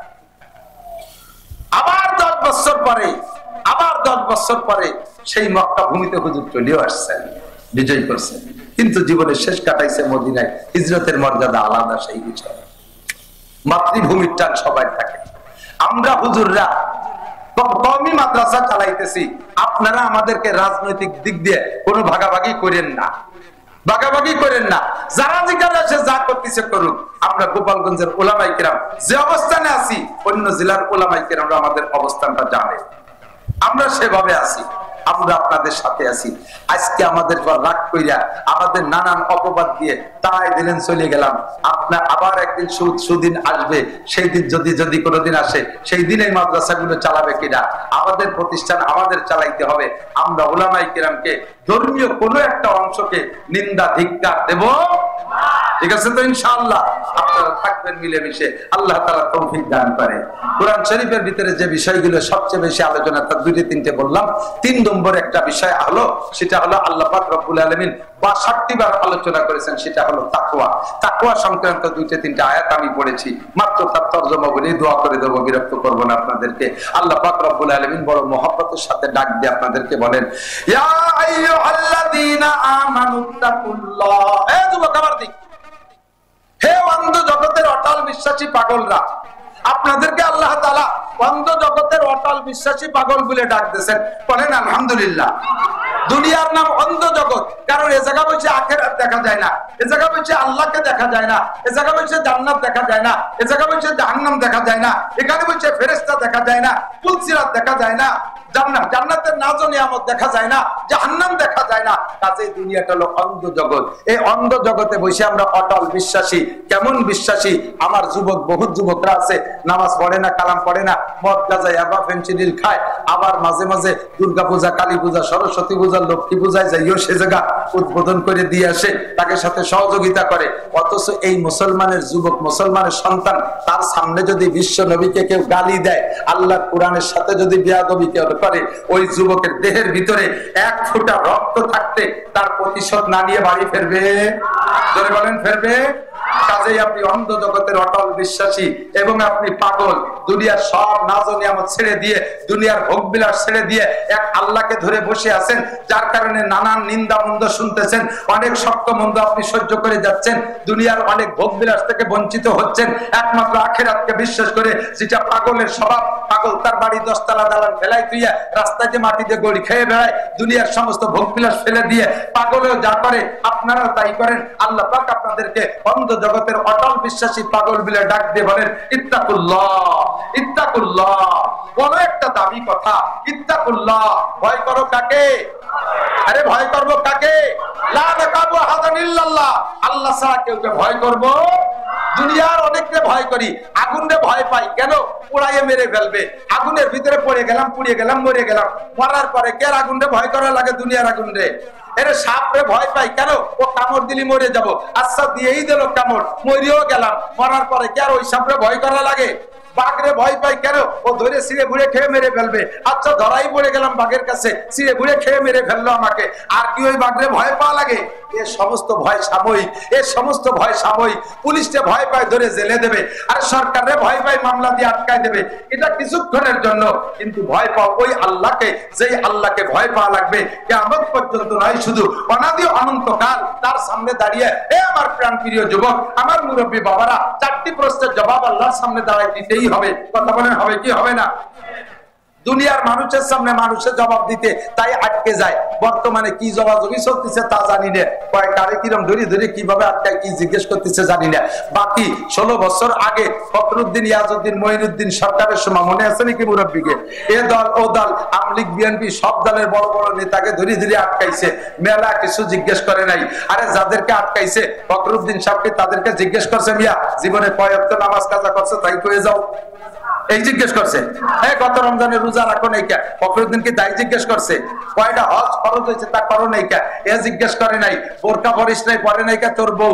এ জিজ্ঞেস করে নাই। আপনি কেন কাঁচা দিয়ে ইরিদান লাগাইছেন তা জিজ্ঞেস করে নাই। আপনি কেন সুদ খাইছেন তা আপনারা জিজ্ঞেস করে নাই। আপনি কেন কি বলা হয় পরের মাথায় বাড়ি মারছেন তা আপনারা জিজ্ঞেস করে নাই। সব নেতাকে একটা মাত্র প্রশ্ন করছে, আর মালিকি মিন আইনা ইকতাসাবা ফিমা আনফাকা। সিরাগঞ্জি ভাঙ্গা সুটকে নিয়ে ঢাকা আসলে আর পরে বিশাল ভবনের মালিক হয়ে গেলে, এই যে কোত্থেকে হইলা? আসলে তুমি রিক্সা চালাইতে, আসার পরে তুমি শিল্পপতি হয়ে গেলে, আসলে তুমি গার্মেন্টসের চাকরিজীবী হইয়া, আসার পরে তুমি কোটিপতি হয়ে গেলে। এই টাকা কোত্থেকে পাইলা? মাত্র এক টাকার হিসাব নেছে। কথা বলেন ঠিক কি ঠিক না? আর সমস্ত এ দল ও দল সব দলের নেতারা একটা হিসাব দিতে যে ধরা পড়ে গেছে, মালিকের সামনে 4টি প্রশ্নের জবাব দেওয়া লাগবে। আন উমরিহি ফিমা আপনা, আন উমরিহি ফিমা আপনা। আপনার 70-80 বছরের জীবন কোথায় কতটুকু কাটাইছেন একটু কয়ে যান। সাহস আছে কোন বাপের বেটার? পারবেন বলতে? আমি পারবো না, আমি জবাব দিতে পারবো না। আমার জিন্দেগির হিসাব আমি দিতে পারবো না, কারণ আজকে বৃহস্পতিবার, গত বৃহস্পতিবার সকালে কি খাইছি সেই কথা মনে নাই। আছে? আরে 70-80 বছরের হিসাব আমি কিভাবে দেব? এই হিসাবের ভয়ে আমি আল্লাহকে ভয় পাই। সিদ্দিকা আয়েশা বলে, হুজুর আমরাও কি হিসেবে আটকে যাব? হুজুর বলে, আয়েশা মানহুসি বা নৌকিসা, বিনা হিসাবে পার হতে পারার চেষ্টা করো। হিসাবের কাঠগড়ায় দাঁড় হবে যে সেই বিপদে পড়িয়া যাইবে। বিনা হিসাবে পার হতে পারো কি তাই দেখো। ইত্তাকুল্লাহ, ভয় পাও আল্লাহকে। ওখানে দাঁড়িয়ে তোমাকে হিসাব দেওয়াই লাগবে। এ দোস্ত, যারা বিমানে চড়ছেন তাদের সাথে আমার একটু আলাপ করতে সহজ হবে। বিমানে উঠতে গেলে ইমিগ্রেশন আছে। ইমিগ্রেশন না, বিমানে যারা হচ্ছে হাজি সাহেবরা তো অবশ্যই জানে, বিদেশ করছেন তারা জানে। ইমিগ্রেশনের 4টি ইমিগ্রেশন। কয়টা? 1 নম্বরে পাসপোর্ট ইমিগ্রেশন, আপনার পাসপোর্ট সহি কিনা বিদেশ যাইতে গেলে। 2 নম্বরে আপনার টিকিট ইমিগ্রেশন, ঠিক আছে কিনা। 3 নম্বরে আপনার ব্যাগেজ, মাল ব্যাগেজ ইমিগ্রেশন, লাগেজ ইমিগ্রেশন, ওর ভিতরে অবৈধ কিছু আছে কিনা। 4 নম্বরে আপনার বডি ইমিগ্রেশন, দেহের মধ্যে কিছু নিয়ে যাচ্ছেন নাকি। অনেকে বলে পেট ভরে সোনা খাইয়ে আইছে, বাংলাদেশে পায়খানা করে সেই সোনা বেছে। সুবহানাল্লাহ। আমি একবার এই ইমিগ্রেশনের দ্বারা পড়ে গেছি। আল্লাহু আকবার। পাসপোর্ট ইমিগ্রেশন, মালয়েশিয়া যাওয়ার সময় পাসপোর্ট ইমিগ্রেশনে ওকে, টিকিট ইমিগ্রেশনে ওকে, লাগেজ ইমিগ্রেশনে ওকে, লাস্টে যে বডি ইমিগ্রেশনে ধরা পড়ে গেছে। মেশিনের ভিতরে দাঁড়াই, আপনি রিং করে ওঠে, লাল বাতি জ্বলে। যারা ইমিগ্রেশন করতেছে সবই আমার ওয়াজের শ্রোতা, ওরাও লজ্জা পাচ্ছে। কি হলো, হুজুরের বডির মধ্যে কি আছে? সব কিছু খুলে খুলে দিয়ে দিছি, পকেটে যা যা আছে সব। তারপরও রিং করে। এখন আমি লজ্জা পাচ্ছি, ওরাও লজ্জা পাচ্ছে। ওরাও ধরতে পারে না কোন জায়গা কি আছে। নিজেও আগাগুলা সব জায়গায় যাদের হাত দিয়া যায়, টুয়াইটায় দেখলাম কোন জায়গায় কিছু নাই। কি করবো, লজ্জায় পড়ে গেছি। এর মধ্যে একটা মহিলা ফেরেশতা আইছে। মহিলা আইছে, ও কি যেন একটা মেশিন আইলিয়া আমার দিকে এরকম ধরে একটা চাপ দিল। হুজুর আপনার এই বুক পকেটের ভিতরে একটা পকেট ডায়েরি আছে, ওর ডায়ালের মধ্যে দেখেন এখন বেলেট আছে। কিভাবে এই মারে প্রথম আমার এই জায়গায় বেলেট আছে, খুলে দেয় যে সত্যি বেলেট। কবে যেন নখ কাটছি, কোন জায়গা থেকে ভেলাতে ভেলাবো, ওর মধ্যে ঢুকাইতেছি, তাই সেই অবস্থা রয়েছে। এর জন্য আমার বডি ওকে না। দুনিয়ার মানুষের কাছে যদি এরকম ইমিগ্রেশনে ধরা পড়ে যেতে হয়, আল্লাহ পাক রব্বুল আলামিনের কুদরতি মেশিন। ও যুবক, হাসি উড়াই দিস না। কবে কোন বাগানে দাঁড়ায় গাঁজা খাইছিস, কোন কলেজের পিছনে দাঁড়ায় দুইজন হাসাহাসি করেছিস, চেতনা চেতনি করছিস, রাত 12টা 1টার পরে কম্বলের তলে যাইয়া ফেসবুক দেখছিস, সব কিন্তু ইমিগ্রেশনে ধরা পড়ে যাবে। ধরা পড়বে। আর উমরিহি ফিমা আপনা, 4 ইমিগ্রেশনের পরে তারপরে তোমাকে বিমানের গাড়িতে কইরা বিমানে উঠতে দেবে। এটা যদি হয় দুনিয়ার ইমিগ্রেশন, আল্লাহর কাছে তোমার 4টি ইমিগ্রেশনের 1 নম্বর ইমিগ্রেশন আন উমরিহি ফিমা আপনা কার হাবা কালকে ইয়ারি জুমলা রাত বাকুদা তাজবির হিলা কায়রাবাদ, দুনিয়া সবকিছু সুন্দর, তোমার আখিরাত অসুন্দর কেন? এই এলাকায় কত আলেম ওলামা, আমি তো ছোটবেলায় পড়ে গেছি, আজ থেকে প্রায় 36, 38, 37 বা 40 বছর আগে পড়ছি, কাফিয়া পড়ে গেছি এখানে। সেই সময় দেখতাম এই এলাকার মাদ্রাসার ছাত্ররা বাড়ি বাড়ি ছাত্রদেরকে লজিংই খানা খাইতে যাইয়া লজিংই পড়ায়। তাহলে এতদিন পর্যন্ত যদি পড়ায়, তাহলে এই এলাকার কোনো মানুষ কোরআন শরীফ শুদ্ধ করে পড়তে বাকি থাকে না। এত হুজুরের মধ্যে তোমার কোরআন শরীফটা পড়া শুদ্ধ না কেন? এত হুজুরের মধ্যে তোমার নামাজটা সুন্দর না কেন? এত হুজুরের মধ্যে তোমার দোয়া কুনুতটা সুন্দর না কেন? এত হুজুরের মধ্যে তুমি ইকামত দিতে পারো না কেন? এত হুজুরের মধ্যে থেকে তুমি আজান দিতে দিশে পাও না কেন? এত হুজুরের মধ্যে দোয়া মাসুরাটা কেন শেখো নাই? এত হুজুরের মধ্যে থেকে দাড়িটা রাখা শিখিস নাই কেন? এত হুজুরের মধ্যে থেকে তোর চুলির অবস্থা কেন? তুই কুত্তো সুলা দিয়ে একেবারে গাছ সাইসি বেলায় দিচ্ছি, উপরে যাই আবার সাইডে মেসি কাটিং রেখে দিছি। গোটা জীবনের হিসাব দেওয়া লাগবে, লাগবে। 2 নম্বরে বিশেষ করে ভয় কেন পাবো আল্লাহকে? আল্লাহর সামনে দাঁড়ায় হিসাব দেওয়া লাগবে, আল্লাহর সামনে দাঁড়ায় হিসাব দেওয়া লাগবে। আরে ফখরুদ্দিনের সামনে না, আরে ডক্টর ইউনূসের সামনে না, আরে ইয়াজউদ্দিনের সামনে না, মঈনুদ্দিনের সামনে না, শেখ হাসিনার সামনে না, খালেদা জিয়ার সামনে না, এ সব গোষ্ঠী যুদ্ধ আটকে যাবে আমাদের চাইতে আগে। আমাকে আপনাকে জবাব দেওয়া লাগবে, যৌবনকালটা কোথায় কাটাইছো কয়ে যাও। যৌবনকালে যা করা যায় বৃদ্ধকালে তা করা যায় না। যৌবনকালে ইচ্ছা করলে শেষ রাত্রে শীতের রাত্রে উঠা ঠান্ডা পানিতে গোসল করে তাহাজ্জুদ পড়া যায় ফজর পর্যন্ত। আর বুড়ো হয়ে গেলে ওক্তের অজুতায় ওক্তে বানাতে জান্ডা বের হয়ে যায়, গরম পানি দিয়ে অজু বানায় দেয়। শীতকালে এই হাত দুই এই হাতের দ্বারে আসতে এসে এই হাত প্যারালাইসিস হয়ে যাবে, ভেঙে নিয়েছি যে তাড়াতাড়ি জ্যাকেট গায়ে দিয়ে দেয়। কথাকার বুড়ো হয়ে গেলে যৌবনকালে তুমি সকাল 9টায় গোসল করছো, গোসলের যদি ঈশার নামাজ পড়ে শুধু পারো, এমন সুন্দর সুন্দর স্বাস্থ্যওয়ালা ছেলেরা আছে। তবে আশা করি ইদানিং নাই, সবগুলো শেষ হয়ে গেছে, সব ডিলে হয়ে গেছে, সব ডায়াবেটিস। 16-18 বছরের পুলাপান ডায়াবেটিসের রোগী, 3 ভাইয়ের আটতে গেলে হতে 4 বার পেশাব করা লাগে। তবে যদি স্বাস্থ্য ভালো থাকে 9টার গোসলেরও যদি হিসাব করতে পারো। আর বুড়ো মানুষ এক ওয়াক্তের নামাজ, এক ওয়াক্তে 3 প্রকারের নামাজ পড়তে 3 বার ওযু বানানো লাগে। চোখের সামনে দেখছি। আমার আব্বা খুব শক্তিশালী মানুষ ছিল, ওযু বানায় গেছে মসজিদে, যোহরের নামাজ 4 রাকাত সুন্নাত পড়ার পর যে তলপেট চিপে ধরে বের হয়ে যাচ্ছে। আব্বা ফরজ পড়বেন না? কয় না, পেশাব করে আসি। পেশাব করে এসে ফরজ করছে, আবার তাহা গেল না মসজিদে, আবার এক জাড়ি দিয়ে বার হয়ে যাইয়া আবার পেশাব করে ওযু বানায় এসে 8 রাকাত সুন্নাত পড়া লাগে। এক ওয়াক্তে 3 প্রকারের নামাজ পড়তে 3 বার ওযু করা লাগে। আর যৌবনকালে সকালেও যদি ঈশার নামাজ পড়া যায়, কাজেই যৌবনকালের মেশিনের কাছে আল্লাহ পাকের দাবি বেশি। আন শাবাবিহি ফিমা আবলা, যৌবনকালটা কোথায় লাগাইছো বলে যাও। ইচ্ছা করলে বাইসাইকেল চালায় তুমি ইস্তেমার মাঠে যেতে পারবা, ইচ্ছা করলে বাঁশবাড়ি থেকে বাইসাইকেল চালায় সরমনের ময়দানে যাইতে পারবা, ইচ্ছা করলে গহরডাঙ্গা প্রত্যেকদিন হাইটা যাইয়া 27, 28, 29 নভেম্বরের মাহফিল শুনতে পারবা। এটা হলো যৌবনকালের শক্তি। আর বৃদ্ধ বয়সে কিছুই করা সম্ভব না। এই জন্য এই কালটাকে আল্লাহ পাক বেশি বেশি কড়াকড়ির সাথে ধরবে। এই জন্য আল্লাহকে ভয় পাই। 2 নম্বর 3 নম্বর আর মালিহি কিনাইনা কাসাবা ফিমা আনফাকা, মাল থেকে কামাই করছো, মোটা মোটা টাকা কামাই করে বাংলাদেশের সোকালারা ভাত পায় না, বাংলাদেশেতে টাকা নিয়ে কানাডা বিল্ডিং বানাইছে। কথা কয় না, বিল্ডিং কোন জায়গা বানাইছে? কানাডা। সোকালারা ভাত পায় না, কানাডা বিল্ডিং বানাইছে। যা থাক সেই কানাডা বিল্ডিং এর ভিতরে খালি আমলিগা লাগে দোষ নেয়া। যে সময় যারা সুযোগ পায় তারাই সে কানাডা বিল্ডিং বানায়। কথা কোন ঠিক ঠিক না? সাবধান, সতর্ক থাকতে হবে দোস্ত। কিয়ামতের ময়দানে জবাব দেয়া লাগবে। কোটি টাকা সুদে টাকা ইনকাম করে বাগবাড়ি মাদ্রাসা মসজিদ বানাই দিছো, আজ ঘুষ খাইয়া কামাই করে কাবা ঘরের গিলাপ দিয়ে দিছো, অর্ধেক নেকিও পাবে না, ঈমান নষ্ট হয়ে যাবে। মিন আইনা কাসাবা ফিমা আনফাকা, প্রত্যেকে কামাই করেছো, কোথায় খরচ করেছো বলে যাও। 4 নম্বর হলো এইগুলোকে আল্লাহর কাছে জবাব দিতে হবে, সেই ভয় ভাই। 5 নম্বর হলো মাযা আমিলা বিমা আলিমা। 2 দিন পর্যন্ত উলামায়ে কিরাম সম্ভবত পাল্টায় কথা বলছে, যা জীবনে প্রয়োজন সবই হুজুরদের বলা হয়ে গেছে। আমার আপনার জিন্দেগিতে যা দরকার খুঁটে খুঁটে হুজুররা সবই শুনাই দিয়েছে। এই জানা কথাগুলোর পর কতটুকু আমল করছো জবাব দিয়ে যাও। যদি এই জবাবের চিন্তা থাকে তার নাম হলো ভয়। আল্লাহ পাক রব্বুল আলামিন ইত্তাকুল্লাহ, আল্লাহকে ভয় করো, হাক্কা তুকাতিহি, যেমন ভয় করা দরকার। রব্বুল আলামিন তাকওয়া তো একটা ইবাদত, শুনেছি সব ইবাদতের প্রতিদান তুমি আখিরাতেও দাও, দুনিয়ায়ও দাও। তাকওয়ার বিনিময়ে তুমি কি দাও? আখিরাত তো পাবোই, তাকওয়ার বিনিময়ে আখিরাত পাবো। দুনিয়ায় তাকওয়ার বিনিময়ে কি আছে? 2-3টে কথা মাত্র বলে দোয়া করে দেব। 1 নম্বরে তাকওয়ার বিনিময়ে আল্লাহ পাক বলেন, ওয়া মাইয়াত্তাকিল্লাহ ইয়াজআল লাহু মাখরাজা ওয়া ইয়ারযুকহু মিন হাইসু লা ইয়াহতাসিব। যারা আল্লাহকে ভয় পায়, যার মধ্যে তাকওয়া আছে, আল্লাহ পাক এই ব্যক্তিকে হাজারো বিপদ থেকে তার কুদরতি হাতে ধরে বাঁচাইয়া দেয়। ওয়ারযুকু মিন হাইসু লা ইয়াহতাসিব, এক নম্বরে তাকওয়ার বিনিময় দুনিয়ায় হাজারো বিপদ থাকলে তার থেকে বেরিয়ে যাওয়ার পথ পেয়ে যাবা।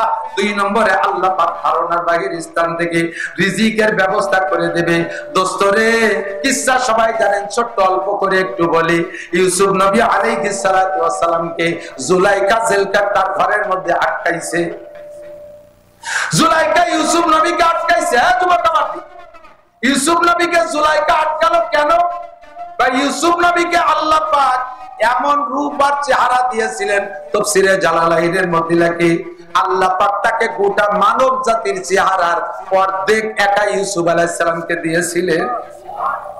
আর যে অর্ধেক, সেই অর্ধেকের অর্ধেক দিয়েছে ইউসুফ আলাইহিস সালামের দাদিরে। তা দাদি আর পুতা মিলে ৭৫%। আর যে চাইরে না, তাই সারা দুনিয়া কিয়ামত পর্যন্ত মানুষের জন্য ভাগ হইছে। তারির একটু একটু সবাই ভাগে পাইছি।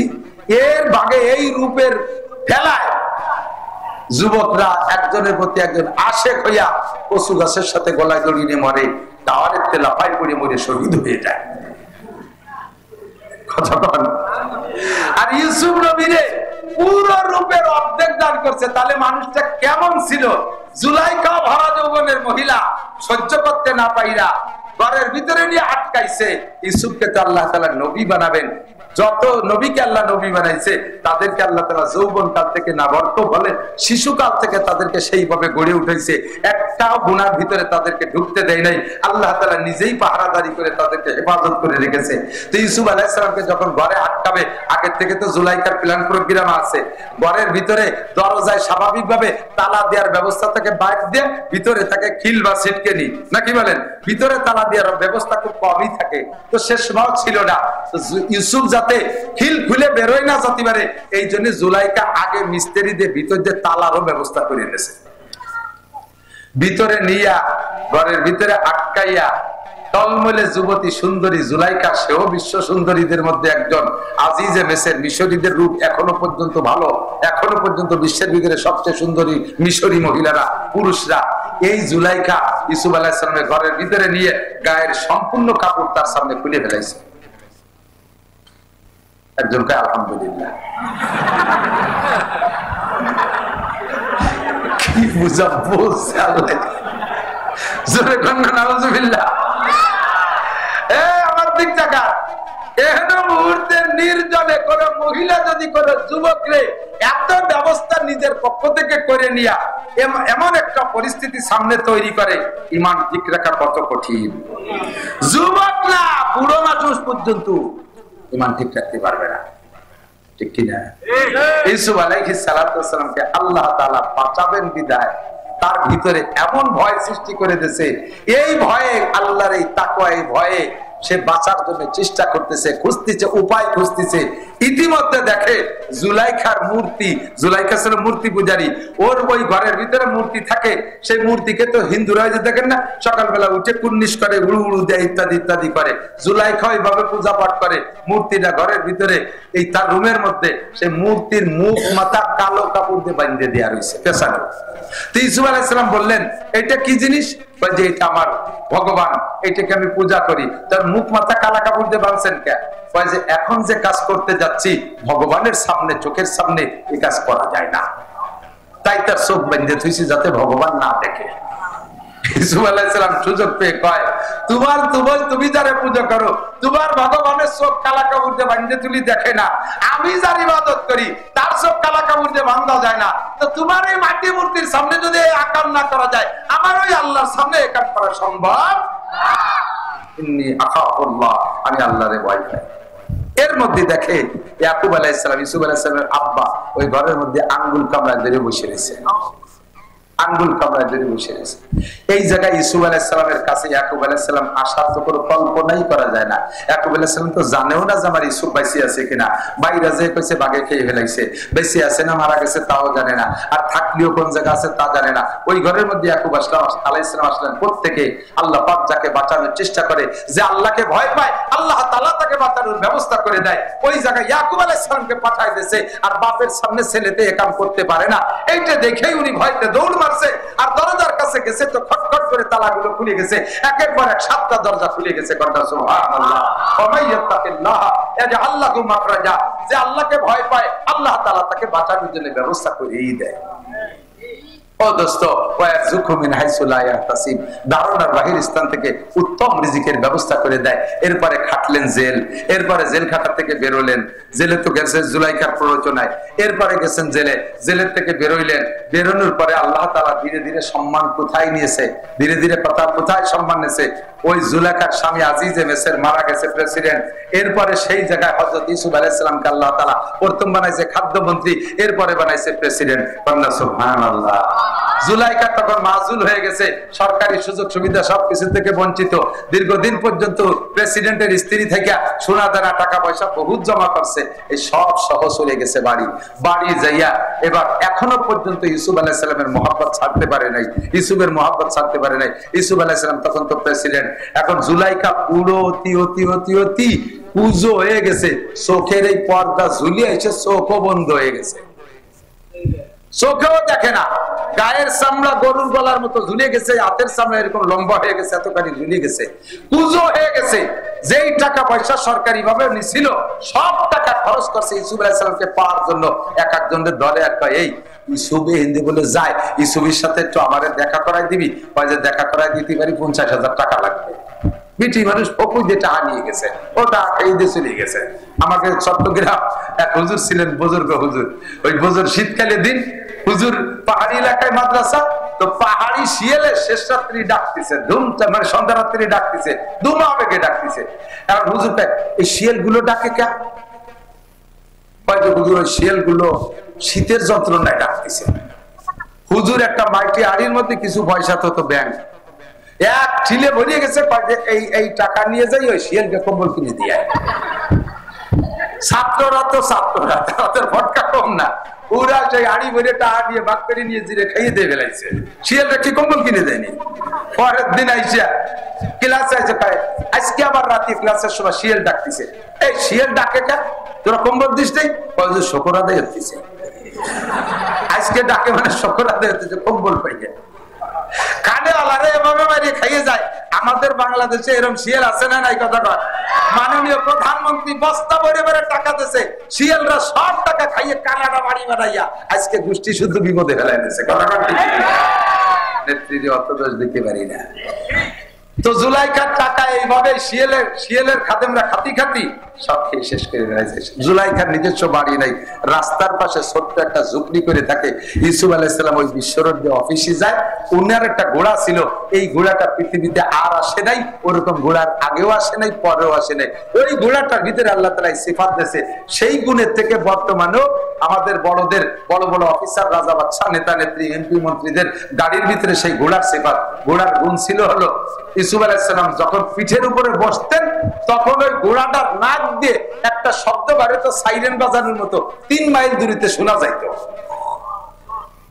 সেই সাইরেনের নকল করে আমাকে নেতাকে গাড়ির ভিতরে সাইরেন লাগাইছে, আমরা কোনো দিক যাওয়ার শোনা, সামনে 30 গাড়ি, পিছনে 30 গাড়ি, রাইডে 10 গাড়ি, বামে 10 গাড়ি, মাঝখানে কোন গাড়ির মধ্যে নেতা বলা রয়েছে কালা গ্লাসের মধ্যে টের পাওয়া যায় না, একই কালারের গাড়ি ছাড়িয়ে দিচ্ছে, 3 সাইরেনের ভিতরে সাইরেন লাগাতে কুহু কুহু কুহু কুহু রাস্তায় দৌড়তে দাঁড়িয়ে দেয়। ইউসুফ আলাইহিস সালাম যখন ওই ঘোড়ায় উঠতেন, রাস্তার মানুষ টের পাইয়া শুধু এক নজর ইউসুফের চেহারাটা দেখার জন্য রাস্তায় এসে সারিবদ্ধ দাঁড়ায় থাকত। তো জুলাইখা কয়, একজনের টাকা দিয়েছে, আমি তো বুড়ো হয়ে গেছি, জাতি পারবো না, তুই আমার একটু রাস্তায় নিয়ে যাবি, পারবি? কয়েকদিন সে চেষ্টা করছে, পারে নাই। আজকে উনার যে দেবতা, সেই মূর্তি, এখনো মূর্তি পূজা করে, মূর্তিরে ঘরের মধ্যে রেখে মূর্তির কাছে খুব করে দোয়া মনোযোগ করছে, ভগবান তোর এই জীবন ভরি ইবাদত বন্দেগী করলাম, তুই একটু ইউসুফে আমার সাথে তুই দেখা করাই দিতে পারলি না, তুই একটু দেখা করাই দে, তোরে আরো বেশি পুজো করবো। আজকে আখেরি দোয়া করে টেরে রাস্তায় গেছে, ইউসুফ আলাইহিস সালাম একটু আগে চলে গেল। দুঃখের জ্বালায় ভগবানের লাইট হবে না চড়াবে তা টের পাচ্ছে না। পরের দিন আইসা ভগবানের বাদ দিয়ে এবার আকীদা পাল্টাইছে। ইউসুফ আলাইহিস সালাম তো আল্লাহ ভক্ত, জুলাইখা আগের থেকে জানে, আজকে ভগবানকে বাদ দিয়ে রব্বুল আলামিনের কাছে দোয়া করছে, মালিক কিচ্ছু চাই না, জীবনে যে কারণে আমি ইউসুফের আশেক হয়েছি তা তুমি ভালো করে জানো। শুধু আমি না, মিশরের 100 মহিলা তারা ইউসুফকে এক ঝলক দেখে তাদের আঙ্গুল কেটে ফেলাইছে। এটা আমি এর কাছে ইউসুফের কাছে মাজুর, বুড়ো হয়ে গেছি, তবু আমি ইউসুফের আশে এসকে ইউসুফের মহব্বতে পাগল, আমাকে একটাবার দেখা করার সুযোগ করে দাও। আল্লাহর কাছে দোয়া মোনাজাত করে সিজদা করে জুলাইখা রাস্তায় আসছে, ইতিমধ্যে ইউসুফ আলাইহিস সালাম চলে আসছে, সাক্ষাৎ হয়ে গেছে, সালাম দিয়ে পায়, একটু নামবেন, আমি বুড়ি মানুষ। মুসলিম বাদশা আমাকে দেশের রাজা বাদশাকে মতো যায় বুড়িয়ে সারা রাস্তা ক্লিয়ার কর, দেখেন না বাড়ি আসার সময় 50-100 কিলোমিটার রাস্তায় শিয়াল কুত্তু আসতে পারবে না, সব সাফ। বুড়ি আইছে, আসার সাথে সাথে ইউসুফ আলাইহিস সালাম নামছে। কি খবর আপনার, কি দাবি বলেন? ইউসুফ আলাইহিস সালাম ওই জুলাইখারে দিয়ে চিনতেছে না, এমন হয়ে গেছে। আর জুলাইখা তো ইউসুফরে দেখতেছেই না, অন্ধ। তো বলতেছে, আপনি কি ইউসুফ? আপনি কি এই দেশের রাজা? বলে হ্যাঁ আমি ইউসুফ, আমি এই দেশের রাজা। আপনি নবী ইউসুফ? বলে জি। তাহলে আপনার কাছে, আপনি নবী হলে আপনার যোগ্যতা আছে, আপনার কথা আল্লাহ শোনে। আপনার কাছে একটা দাবি, আপনি একটু দোয়া করে দেন আমার চোখ দিলে যেন খুলে যায়, আমি যেন আপনার চোখ দিয়ে এক নজর দেখতে পারি। আপনারে দেখার জন্য বহুত সম্পদ ছিল, সব শেষ করে ফেলাইছি, কোনোদিন নাগালে পাই না, আজকে পাইছি, একটু দোয়া করেন আমার চোখ দিলে ভালো হোক, একটু আপনার পরাণ করে দেখবো। ইউসুফ আলাইহিস সালামকে, আল্লাহ তুমি এই বুড়ির চোখ ভালো করে দাও, দেশের চোখ ভালো করে। এখন ইউসুফ আলাইহিস বুড়ি চোখ খুলে দেখে যে হ্যাঁ সেই ইউসুফই ঠিক আছে। আর কি? তার 3টে দাবি, তার একটা হলো চোখ ভালো করা, সেটা তো করে দিয়েছেন। আর একটা দাবি আপনি বললে হয়ে যাবে, দেখেন যে আপনার দোয়া কবুল হলো, সাথে সাথে চোখ ভালো হলো, ওটাও বললে হবে। আপনি আল্লাহর কাছে দোয়া করেন, আমি পুনরায় যৌবন ফিরে পেতে চাই, আমি 16 বছরের যুবতী হতে চাই।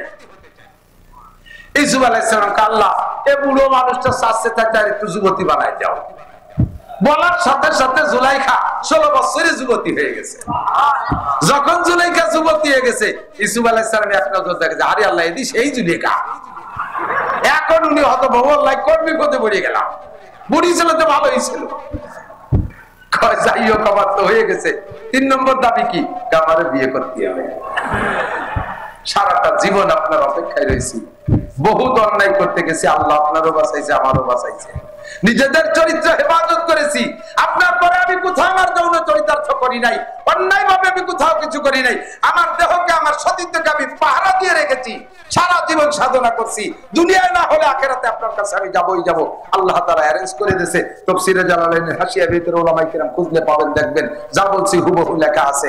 এরপরে দাবি করছে, এখন ইউসুফ আলাইহিস সালাম কয় আমি তো বিয়ে করছি, ছেলে মেয়ে আছে, আমার তো আর স্ত্রীর দরকার না, আপনি ওয়ার সময় এই বিপদে আমারে কেন ফেলালেন বন্দি দেই। এখন এই ইউসুফ আলাইহিস সালাম, জিবরিল আলাইহিস সালাম আসছে ইতিমধ্যে, নবী তো ওহী আসছে। কি খবর যে নবী? কয় কি যে জানি যে মহিলা তো সে ফিরে আবার আইসো, অসময় আমার বিপদে ফেলাই দিচ্ছে। কয় যে কোনো সমস্যা নাই, ওই মহিলাকে লোক দিয়ে আপনার বাসায় পাঠাই দেন, মহিলারে লোক দিয়ে বাসায় পাঠাই দেন, আর আপনি সফর সাইডে বিকেলে যাইয়া ওই মহিলাকে বিয়ে করে নেবেন। আল্লাহ হুকুম করছেন, বলেন না সুবহানাল্লাহ। নবীর ইশকে আশিক হইয়া একভাবে রেগে রয়েছে, নিজেকে পবিত্র রেখা, অবশেষে আল্লাহ তাআলা তার চাহিদা পূরণ করে দিয়েছে। এখন ওই মহিলাকে লোক দিয়ে যখন বাড়ি পাঠাইতেছে, ইউসুফ আলাইহিস সালামের বাড়ি, মহিলাকে ইউসুফ নবীর বাড়ি যাওয়ার আগে আমার ওই ঝুপড়ির মধ্যে একটু জাতি হবে, ঝুপড়ির মধ্যে একটু জাতি হবে। ঝুপড়ির মধ্যে যাইয়ে সে ভগবানের ঠ্যাং ধরিয়ে ওরে ব্যাঙ্গের মতো হাসা, শয়তান তোর জীবন ভরে বুঝো আল্লাহ ইবাদত করলাম, তুই আমার ইউসুফের সাথে দেখা করাতে পারলি রে। আরে একবার কইছি আমার আল্লাহ রে, সেই আল্লাহ আমার ইউসুফের সাথে দেখা করাই দিয়ে আমার সব পাল্টা বেড়াতেছে, তোরে পুজো দেবো যে জায়গাতে যায়। ওরে ভাঙ্গে চুরি হাত পাও মোয়া হইলে পানিতে ডুবই টুবই ধুইয়ে তারপরে ইউসুফ আলাইহিস সালামের বাসায় গেছে। যথারীতি বিয়ে হয়ে গেছে। ইউসুফ আলাইহিস সালামের আরো স্ত্রী ছিল, বলা হয় যে অন্য কোন স্ত্রীর পেটে সন্তানও হয় নাই, এই জুলাইখার পেটে আল্লাহ তাআলা 3টে সন্তান দান করেছেন। সেই 3 সন্তানের মাধ্যমে যাইতে যাইতে সন্তানের একটা মেয়ের নাম রহিমা, একটা মেয়ের নাম রহিমা। ওই রহিমাকে আল্লাহ তাআলা আবার বিয়ে করাই দিয়েছে হযরত আইয়ুব আলাইহিস সালামের সাথে। সেই আইয়ুব আলাইহিস সালামকে 18 বছর পুকার বাসাটা খেদমত করছে এই রহিমা, বংশীয় ভাবে নবীর বংশ। রহিমার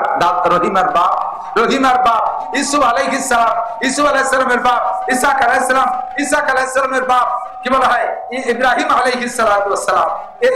এইভাবে যাইতে যাইতে ইসুফ আলাইহিস সালাম, ইয়াকুব আলাইহিস সালাম, ইয়াকুব আলাইহিস সালামের বাবার নাম ইসহাক আলাইহিস সালাম, ইসহাক আলাইহিস সালামের বাবার নাম ইব্রাহিম আলাইহিস সালাম। সেই বংশের মাইয়া হযরত রহিমা আলাইহিস সালাম, হযরত আইয়ুব আলাইহিস সালামের স্ত্রী। দোস্তরে বলতে চাইছি, ওয়া মাইয়াত্তাকিল্লাহ ইয়াজআল লাহু মাখরাজা, যদি কেউ আল্লাহকে ভয় পায়, আল্লাহ তাআলা তাকে এই জাতীয় মহা বিপদ থেকে ভয় করে। ও যুবক, গুনাহ থেকে বাঁচতে হলে তুমি আল্লাহর ভয়টা অন্তরে রাখো। বলছি কিনা মনে নাই, বললে আবার বলি। সেদিনকে ফরিদপুর মাহফিল করে আসছি, গত বছর 2 আগে ফরিদপুর একটা মাহফিল করছি। মাহফিলের ভিতরে আমাকে খেদমত করছে একটা যুবক, ফিসফিসে পাতলা দাড়ি, মাথায় পাগড়ি, মাথায় জুব্বা, মাথায় পাগড়ি, গায়ে লম্বা জুব্বা, কি যে তার বিনয়ী ভাষা, আমি আশ্চর্য হয়ে যাচ্ছি। অবশেষে আমি বললাম, বাবা তুমি এত ভালো, খুব খুশি হয়ে গেছি। খানা দানা শেষে বিদায় নেওয়ার সময় ছেলেটা বলতেছে, হুজুর আপনি তো আমার খেদমত নিলেন, আমিও খেদমত করে খুশি হয়েছি, কিন্তু আমার পরিচয়টা তো নিলেন না। তো বলো, আমি তো মনে করছি তুমি খাবাসপুর মাদ্রাসার ছাত্র। না হুজুর, আমি ফরিদপুর রাজেন্দ্র কলেজের ছাত্র। জীবনে আমি দাড়িতে খুর দেই নাই। দাড়ি গজানোর আগে আপনার বয়ান শুনেছি, সেই থেকে প্রতিজ্ঞা করেছি আল্লাহ দাড়ি দিলে, একটা দাড়ি দিলেও কাটবো না। এই চুতির পর চারটে হয়েছে, আমাকে তো সে ছাগলের দাড়ি, এরকম চারটে পাতলা দাড়ি, তাই সে কাটে নাই। এরপরে পাগড়ি যোগ্যতা আছেই আছে। হুজুর আমি কোন জায়গা থাকি, একটু কদম দিয়ে বরকত দিয়ে যান। ও যে রুমি থাকে, আমার সেই রুমি নিয়ে গেছে। রুমি যাইয়া দেখি আমি নিজেকে নিজে ওয়াজ সংগ্রহ করছি, আমি নিজে সেখান থেকে খানিকটা অর্জন করছি। রুমির মধ্যে যাইয়া দেখি ছাদে লেখা আল্লাহ দেখে, ও বাংলায় লিখে দিয়েছে। ডান পাশের ওয়ালে লেখা আল্লাহ দেখে, বাম পাশের ওয়ালে লেখা আল্লাহ দেখে, 4টে ওয়ালে লেখা আল্লাহ দেখে। আমি কি তুমি এগুলো কি করছো? কয় যে হুজুর আপনি বলেছিলেন গুনাহ থেকে বাঁচতে হলে 3টে কথা মনে রাখতে হবে। একটা হলো আমি যখন গুনাহ করি ওই সময় মনে আনতে হবে আমার এই গুনার অবস্থাটা কে দেখে? জোরে বলেন, কে দেখে? আল্লাহ দেখে। তাহলে আমি আল্লাহ যখন দেখে আমি কিভাবে আল্লাহর সামনে গুনাহ করব? ইউসুফ আলাইহিস সালাম কয় আমি জুলাইখার সাথে জিনা করব, এই অবস্থাটা আল্লাহ দেখে, তাহলে আমি কিভাবে করব? আমি এর ভিতরে একা থাকি, এই ঘরের ভিতরে একা থাকি, একা একা গুনাহ করার বহুত সুরত আছে। আমি যুবক মানুষ, কলেজের আমার বহুত ছাত্রীরা আছে, আমার সহপাঠীরা, তারা আমাকে অনেকভাবে বিরক্ত করে। আর একা একা রুমের ভিতরে থাকি, গুনাহ করার অনেক পথ আছে। আমি যখনই গুনাহ করার ইচ্ছা করি, যেদিকে তাকাই লেখা দেখি আল্লাহ দেখে, ভয়ে আমার ভিতরে কাজ করে, আর তখন আমি গুনাহটা করতে পারি না। এদিকে তাকাই গুনাহ করব, ওয়ালের দিক তাকাই দেখি আল্লাহ দেখে, ওয়ালের দিক তাকাই দেখি আল্লাহ দেখে, এই জন্য আমি গুনাহ করতে পারি না। হুজুর আপনার 3টে কথা আমার মনে আছে। 1 নম্বরে গুনাহ করার সময় কল্পনা করতে হবে আল্লাহ দেখে। 2 নম্বরে গুনাহ করার সময় খেয়াল করতে হবে আমি যে গুনাহটা করতেছি, আমি যে গুনাহটা করতেছি এই গুনাহটা ফেরেশতারা দেখতেছে আর লিখতেছে। কথা বলেন ঠিক কি না? 3 নম্বরে আরেকটা কথা কল্পনা করলে গুনাহ থেকে বাঁচা যাবে, সেটা হলো আমি যে গুনাহটা করতেছি এই গুনাহরত অবস্থায় আমার মৃত্যু হতে পারে কি পারে না? গুনাহরত অবস্থায় আমার মৃত্যু হতে পারে। মদ জ্বালে দিছি, এই অবস্থায় মরতে পারি। সিগারেট টানতেছি, এই অবস্থায় মরতে পারি। আমি সুদে টাকা হাতে নিচ্ছি, ওই অবস্থায় মরতে পারি। টেলিভিশন দেখতেছি, ওই অবস্থায় মরতে পারি। রাতের বেলা কানে খিল লাগায় মমতাজের গান শুনতেছি, ওই শোনার ভিতরে ঘুম হয়ে গেছে, ওর মধ্যে আমি মরে যেতে পারি। তাহলে যে হালাতে মরতেছি ওই হালাতটা আল্লাহ পাক রব্বুল আলামিন দেখতেছে, ফেরেশতারা। আমার এই অবস্থাটা, গুনার অবস্থাটা যদি আল্লাহ দেখে, আমি কিভাবে আল্লাহর সামনে করব? এর নাম হলো মাইয়াত্তাকিল্লাহ ইয়াজআল লাহু মাখরাজা। ইয়া আইয়ুহাল্লাযিনা আমানুত্তাকুল্লাহা হাক্কা তুকাতি। যুবক, ও যুবক, সিগারেট খাইস না, আল্লাহ দেখে। মদ খাইস না, আল্লাহ দেখে। ফেসবুকে ল্যাংটা ছবি দেখিস না, ওই যে আল্লাহ দেখে। তুই গাঁজা এবার খাইস না, আল্লাহ দেখে। জিনা করিস না, আল্লাহ দেখে। চুরি করিস না, আল্লাহ দেখে। মুরব্বীরা সুদের টাকা হাতে নিয়েন না, আল্লাহ দেখে। পরের জমি আইল ঠেলেন না, আল্লাহ দেখে। আপনি যে অন্যায়টা করেন আল্লাহ দেখে। দেখে কি দেখে না? এই ভয়টার নাম হলো তাকওয়া। এইটা একটু ভিতরে সেট করি, এটা একটু ভিতরে সেট করি। আজকে আমার ওয়াজের শেষ, আজকে ভিতরে এই ভয়টা আমি সেট করি, তাহলে সকল গুনাহ থেকে বাঁচতে পারবেন। আর গুনাহ থেকে বাঁচলে লাভ কি শুনবেন? আল্লাহ তাআলা ফাতাহনা আলাইহিম বারাকাতিন মিনাস সামাই ওয়াল আরদ। আপনাদের বাসবাড়ি এলাকার সেই আমলের খবর জানতাম, বর্তমান খবর জানি না, তবে আশা করি আপনাদের সেই অবস্থানে ঠিক আছেন। আপনারাই বাসবাড়ির মাদ্রাসার এলাকায় যারা আছেন, আমি ধান কালেকশন করছি, আপনারা ইরি ধান কাইটা বাড়ি আইনে 40 ভাগের 1 ভাগ ভাগ করে মাদ্রাসা মসজিদে দিতেন, গরিবকে দিতেন। এইটা কি এখনো আছে? এটা আছে। আমি সেই সময় গল্প দিতাম, আমি সেই সময় যা চোখে দেখে গেছি, আপনাদের ক্ষেত খামারে সেচের পানি দেয়া লাগতো না, কীটনাশক ওষুধ পানি দেওয়া লাগতো না, অনায়াসে স্বাভাবিকভাবে জোয়ারের পানিতে ধান ফলে থাকতো, আপনারা কেটে নিয়ে আসতেন আর এই মাদ্রাসায় 40 ভাগের 1 ভাগ দিতেন। আল্লাহ পাক আপনাদের এই বরকত দিয়েছে। আপনাদের এই কিস্সা আমি বাংলাদেশের বিভিন্ন প্রান্তে শুনেছি আর বলছি, বিশ্বাসটা হলে বাসবাড়ি যে দেখে আসো। আল্লাহ পাক আপনাদেরকে এর বদৌলতে আপনাদের বরকত দিয়েছে, বরকত দিয়েছে। আপনারা বরকত পেয়েছেন। আল্লাহকে ভয় পেয়ে যদি শরীয়তের বিধানের পর আমল করেন, এই বরকত কিয়ামত পর্যন্ত চালু থাকবে। কথা বলেন ঠিক ঠিক না? বাস্তবে ইতিহাস কিছু বলা লাগে না, বর্তমানে নতুন করে ইতিহাস হচ্ছে। ক্ষমতার মালিককে আরো জোরে যুবকরা দল বেদল সব আছে, এর মধ্যে বিএনপির যুবকেরা আছে, কি বলে জাতীয় পার্টিও থাকতে পারে, আর জামাত শিবিরও থাকতে পারে, আর আওয়ামী লীগ তো অবশ্যই আছে। সবাই মিলে একটা কথা মনে রাখবা, জীবনে কোনোদিন রাজনীতি করতে করতে বলবা না ক্ষমতার উৎস জনগণ। ক্ষমতার উৎস কে? জনগণ কি ক্ষমতার উৎস? এবার চোখে দেখাই দিছি। একদিন আমরা নিষেধ করছি যে কথা কইেন না, আরে বলে জনগণই ক্ষমতার উৎস, এই বলে ঝাড়ি মারছেন। এবার আল্লাহ চোখে দেখাই দিছে। মাননীয় প্রধানমন্ত্রী জননেত্রী শেখ হাসিনার সাথে তখনও পর্যন্ত সরকারি পাওয়ার রয়েছে, উনি ছেড়ে যাওয়ার আগ পর্যন্ত ছিল না? সরকারি পাওয়ার আছে। গোটা বাংলাদেশের ভোট দেন আর না দেন, আওয়ামী লীগ যারা সবাই উনার সাথে ছিলেন না, যে যেখানে থাকেন ছিলেন না। সেনাবাহিনী উনার ছিল না, আর্মি উনার, বিডিআর উনার, নৌবাহিনী উনার, বিমান বাহিনী উনার, র্যাব উনার, আনসার উনার, যুবলীগ সাথে, ছাত্রলীগ সাথে, কৃষক লীগ সাথে, মূর্খ লীগ সাথে, তাঁতি লীগ সাথে, পাতি লীগ সাথে, গোটা বাংলাদেশের সমস্ত আওয়ামী লীগ তার সাথে। আর এত বাহিনীর সাথে, এত বাহিনী, এত জনগণ হাতের সাথে থাকা সত্ত্বে মাত্র কয়েকটা যুবক যাইয়া স্লোগান দিল আর গণভবন থেকে কিনা কোন দিক পালায় চলে গেল, নেতারা কে কোন দিক চলে গেল, একটার খবর খুঁজে পাওয়া যাচ্ছে না। জনগণ যদি ক্ষমতার উচ্চ হতো তাহলে শেখ হাসিনা দেশ থেকে যাওয়া লাগতো না, আওয়ামী লীগরা এভাবে পলায় থাকা লাগতো না। কথা বলেন ঠিক ঠিক না? প্রমাণ করে দিচ্ছে জনগণ ক্ষমতার উচ্চ না, ক্ষমতার উচ্চকে যারা এই আওয়ামী লীগা লাগে ঠগাইতে পাইরা এখন তোমরা বিভিন্ন প্রকার দুর্নীতি করতেছো। তোমরা ভালো করে মনে রাখো, আওয়ামী লীগের সাথে এত কিছু থাকা সত্ত্বেও তাকে পাপ তলে মাটি নাই। তোমরা কয়েকজন মানুষ যা করে বেড়াচ্ছ, আল্লাহ যদি তোমাদের আচরণে রাইগে যায় তাহলে তোমরা পাপ তলে মাটি না, পাপ তলে সাত সমুদ্র 13 নদীর তলে যাইয়া তারপরেও তোমরা জায়গা পাবা না। কথা বলেন ঠিক ঠিক না? অন্যায় করবা তো হিসাব করে করবা, প্রতিশোধ নিবা তো হিসাব করে নিবা।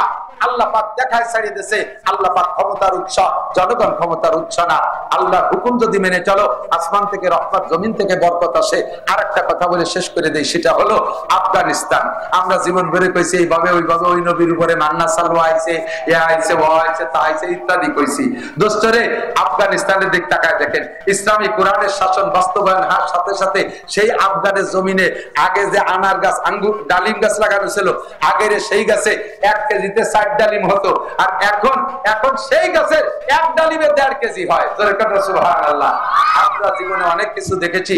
আল্লাহর কাছে দোয়া করি, আল্লাহ আওয়ামী লীগ আলাই করুক, বিএনপি আলাই করুক, যেই করুক, এই দেশে কোরআনের শাসন ব্যবস্থা করুক, তাহলে আমরা ইনশাআল্লাহ এই দেশে ফসল, ফল, সমস্ত খনিজ সম্পদ ওভাবেই ইনশাআল্লাহ পাবো। বিশ্বাস হয় কি হয় না?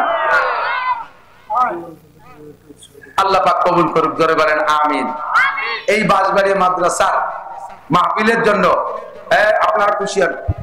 ফিলিস্তিনের পক্ষে নেতা, কি বলা হয়, বাইতুল মুকাদ্দাসের পক্ষে, বিশ্বনবীর পক্ষে, বদরি সৈনিকদের পক্ষে যারা, একটু হাত দেখাবেন। দেখা যাচ্ছে না ভাই? নাই সত্যি? মাশাআল্লাহ। যারা দুয়ার আগে চলে যাবে তারা ইসরায়েলের নেতানিয়াহুর দলের লোক। আমি ডাকে দেখাবো যে ওই যে একজন নেতানিয়াহুর লোক যায়, সকালবেলাতে খেপানো শুরু হবে অথবা কিল শুরু হয়ে যাবে। একমাত্র পেশাবাসী 1 আঙ্গুল টাকা, কিন্তু ইসরায়েলের দল হিসেবে যাচ্ছে না, উনি যাচ্ছে পেশাবখানা পাহারা দিতে।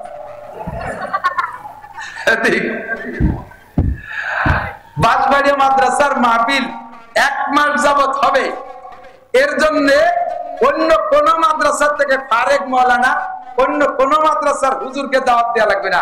এই জায়গা থেকে যারা ফারেক হয়েছে, লেখাপড়া করে চলে গেছে, তারাই সুন্দর করে এই বাঁশবাড়ি মাদ্রাসার 1 মাসের মাহফিল চালায় রাখতে পারে। কথা বলেন ঠিক কি? আপনাদের ভাতের বরকত, এটা আপনাদের ভাতের বরকত। আমি প্রথমবার বলছিলাম, আমার মনে আছে, মাঠে যেদিন প্রথমবার আছি, বাতে কথা পায়, রুটিতি কথা পায়। কিভাবে রুটিতি কথা পায়? বেরেট বের রুটি তৈরি কথা পায়? রুটিতে কথা তার সিস্টেম হলো একজন ক্ষুধার যন্ত্রণায় আর পড়ে রয়েছে নিস্তেজে কথা বলতে পারে না, ঠেলা দিলেও ফুসফুস করে কি চোখ নাড়া দেয়, কথা পায় না। সমস্যা হলো ওর পেটে কিছু নাই, ক্ষুধার তাড়নায় দুর্বল। এখন ওই লোকটারে যদি দুটো রুটি খাওয়াই দেয়, এবার পেটে যখন রুটি গেছে একটু পানি গেছে, উঠে বসে টেপ রেকর্ডের মতো কথা কওয়া শুরু করে না। রুটি প্লেটে ছিল সেও কথা পায় না, উনি এ জায়গা শুয়ে রয়েছে ইনিও কথা পায় না। যখন রুটি পেটে গেছে এবার মানুষটাই কথা পায়। তাহলে এই কথা কি মানুষই কয় না রুটিতে কয়? রুটিতে কয়। বাঁশবাড়ির ভাতে কথা কয়, আমি বাঁশবাড়ির ভাত খাইছি। সারা বাংলাদেশ চষে বেড়াচ্ছে আল্লাহর রহমতে। এই মাদ্রাসা আপনাদের মাদ্রাসা, মোহতারাম সাহেব হযরত মাওলানা আব্দুল হাকিম সাহেব রাহমাতুল্লাহ আলাইহি চলে গেছে। এরপরে আসছে ওনার ছেলে হযরত মাওলানা নুরুল হক সাহেব। ধারাবাহিক হুজুরও অসুস্থ, যে কোনো সময় ডাক আসলে চলে যেতে পারে। ওনার সেজে ভাই বড় ভাই চলে গেছে, তেমনি এখন উনি চলে গেলে যেতে পারে। পরবর্তীতে তাদের ছেলেরা ভাই বেটারা আছে ধরে রাখছে মাদ্রাসা এ জায়গা থাকবে, মানুষ এমন করে আসতে যাইতে তালে থাকবে। কথা বলেন ঠিক না? আল্লাহু আকবার। তো দোস্ত, এই মাদ্রাসা দেখেও দিলটা ভরে যায়। সারা বাংলাদেশের লেখাপড়ার সুখ্যাতি আছে। আপনাদের শেষকালে আমি আর বেশি কিছু বলবো না। আমার ভাগ্নে মাওলানা আতাউল্লাহ সাহেব বলছেন যে মামা কিছু বদরি সৈনিক আপনি তৈরি করে দিয়ে যান। যেমন জিহাদ করে ময়দানে যাইয়া সৈনিক হতে চাচ্ছেন, অর্থ দিয়ে কিছু শরীক হবেন। অবশ্যই আপনারা অনেকেই বদরি সৈনিক আছেন, সদস্য আছেন। 313 জন বদরি সৈনিক বিনা হিসাবে জান্নাতে চলে যাবে। আর মান তাশাব্বাহা বিকওমিন ফাহুয়া মিনহুম, যার সাথে যার মিল হবে তার সাথে তার হাসর হবে। আমি দোয়া করি আল্লাহ তাআলা আপনাদের সকলকে বদরি সৈনিকদের সাথে বিনা হিসাবে জান্নাতি করে দিন, বলেন আমিন। বছরে মাত্র 1000 টাকা, বছরে মাত্র 1000 টাকা দিয়ে আপনি আজীবন সদস্য হবেন, বদরি সৈনিকদের সাথে শরীক হয়ে যাবেন। মাদ্রাসা থেকে একটা ফরম নেবেন, আপনি স্থায়ীভাবে বছরে একবার দেবেন, মাত্র বছরে একবার, এভাবে জীবন ভরে দিয়ে যাবেন। কি নাম যুবক? সফিউল্লাহ। এই তো এই এলাকার নামেরই রং আলাদা। সৌমনি হুজুর নাম রেখে দিয়েছেন এইরকম ভালো ভালো নাম। সফিউল্লাহ 1000 টাকা বদরি সৈনিক। কি নাম যুবক? সিফাত। এই খালি ভালো নাম, কোয়ান্তে কামাই গেলেছে সিফাতুল্লাহ। বলেন আলহামদুলিল্লাহ। আল্লাহ যুবককে কবুল করো, হালাল ভাবে লাখ লাখ কোটি কোটি টাকার মালিক বানায় দাও, সুস্থতার সাথে লম্বা হায়াত দাও, বদরি সৈনিকদের সাথে জান্নাতি করে দিও। জোরে বলেন আমিন। আছেন কেউ দোয়া নেবেন 1000 টাকা দিয়ে? কি নাম মুরব্বী? কি নাম চেনেন? রকিবুল্লাহ, রফিকুল ইসলাম। আপনি এসে যারা নাম লেখাইছেন অবশেষে এসে কার্ড দিয়ে দেবেন, ফর্ম দিয়ে দেবেন। কি নাম যুবক? হ্যাঁ, জসিম উদ্দিন। আল্লাহ কবুল করেন, ঠিকানা লেখাই দিয়ে পরে ফর্ম নিয়ে যাবেন। আর কে আছেন 1000 টাকা, বছরে 1000 টাকা? আল্লাহ তাআলা কার টাকা কবুল করছে। কোন কিসসা কাহিনী আমি কই নাই, এমন কোনো আলোচনাই করি নাই। তাআওয়ানু আলাল বিররি ওয়াত তাকওয়া ওয়ালা তাআওয়ানু আলাল ইসমি ওয়াল উদওয়ান। আল্লাহ পাককে বিশ্বাস করেন, পরকালকে বিশ্বাস করেন, আপনার জন্য জারিয়া চলতে তালে থাকবে। এই মাদ্রাসায় যত আলেম ফারেক হবে, লেখাপড়া যত করবে, আমলনামা আপনার আমলনামায় তার নেকি যেতে থাকবে। মুহাব্বতের সাথে বছরে 1000 টাকা। আর কোন আল্লাহর বান্দা একটু দোয়া করে দেই, আল্লাহ হালাল ভাবে অনেক টাকার মালিক বানায় দেবে, সুস্থতার সাথে লম্বা হায়াত দান করবে, আল্লাহ হজ করার তৌফিক দান করবে। আছেন কোন আল্লাহর বান্দা? কি নাম যুবক? ইলিয়াস, ইয়াসিন। কি নাম মুরব্বী? আব্দুল মুক্তাদের। কি নাম? বাচ্চু, বাচ্চু শেখ। কি নাম? জাকারিয়া। আল্লাহ দান কবুল। কি নাম? আজিজুর, আজিজুর রহমান। আর কে আছেন? আল্লাহ দান কবুল করেন, এনাদের হায়াতে তয়বা বাড়ায় দেন, আল্লাহ অনেক দিন বাঁচায় রাখেন। যতদিন বেঁচে থাকবে অতদিন আমরা টাকা পাবো, এই জন্য মেলা দিন বাঁচায় রাখেন। সবাই বলেন আমিন। এটা তাড়াতাড়ি মরে গেলে তো আমাকে সন্ধ্যা শর্ট হয়ে যাবে, এই জন্য দোয়া করে দিলাম হায়াতের। আর কেউ আছেন হায়াতের দোয়া নেবেন? এই যে কইছে মুরব্বী। কি নাম? মান্না শেখ। কি নাম? পান্না। কি নাম? লায়েক শেখ। কি নাম? ফায়েক শেখ। আল্লাহ কবুল করেন, হায়াতে দেবে, দারাজ করেন, অনেক টাকার মালিক বানায় দেন। আর কি আছেন? এই পাশ থেকে কম উঠেছে, আপনাকে বাড়ি আমাদের দিক নাকি? একটু বলেন কে আছেন? 1000 টাকা। রহিমা খাতুন। রহিমা বিনতে না যাও যে কি বলবো, স্বামীর নাম বা বাপের নাম? নিসারউদ্দিন, ওনার স্ত্রী, মেয়ে। আপনার মেয়ে? মাশাআল্লাহ। তাই তো বলছি যে বাপের নাম বা স্বামীর নাম বলতে হয়। বাপের নাম। আল্লাহ কবুল করেন, বলেন আমিন। আল্লাহুম্মা সাল্লি আলা মুহাম্মদ, আল্লাহুম্মা সাল্লি আলা মুহাম্মদ। কারেন্ট চলে গেছে, আলহামদুলিল্লাহ। ইন্না লিল্লাহি ইন্না লিল্লাহি। দুরূদ শরীফ পড়ি। আল্লাহুম্মা সাল্লি আলা মুহাম্মদ ওয়া আলা আলি সাইয়্যিদিনা মুহাম্মদ ওয়া বারিক ওয়া সাল্লিম। اللهم صل على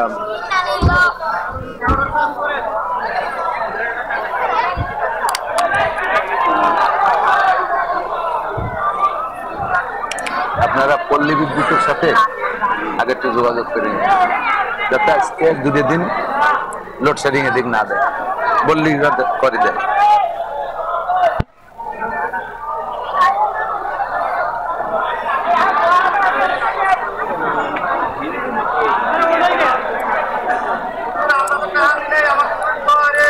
সবার জন্য দোয়া হবে, সবার হবে, মাইক হবে। বসেন, দোয়া করে দিচ্ছি, বসেন। মাইক ছাড়া বাংলায় দোয়া হবে, বসেন।